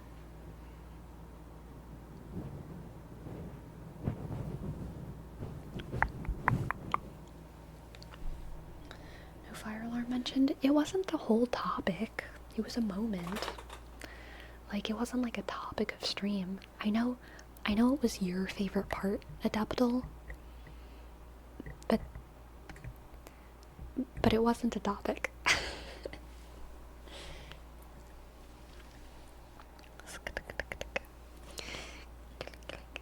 I'm sorry to disturb your life, but I just got banned for trying to report an inappropriate live. Do you think that's right? With many people been I don't know. My sin. I'm so sorry. Welcome to the chat. Glad to have you here. But probably depends on the content. And so I don't think that I can answer your question. I bet Adeptal voted for fire alarm. So true. So true.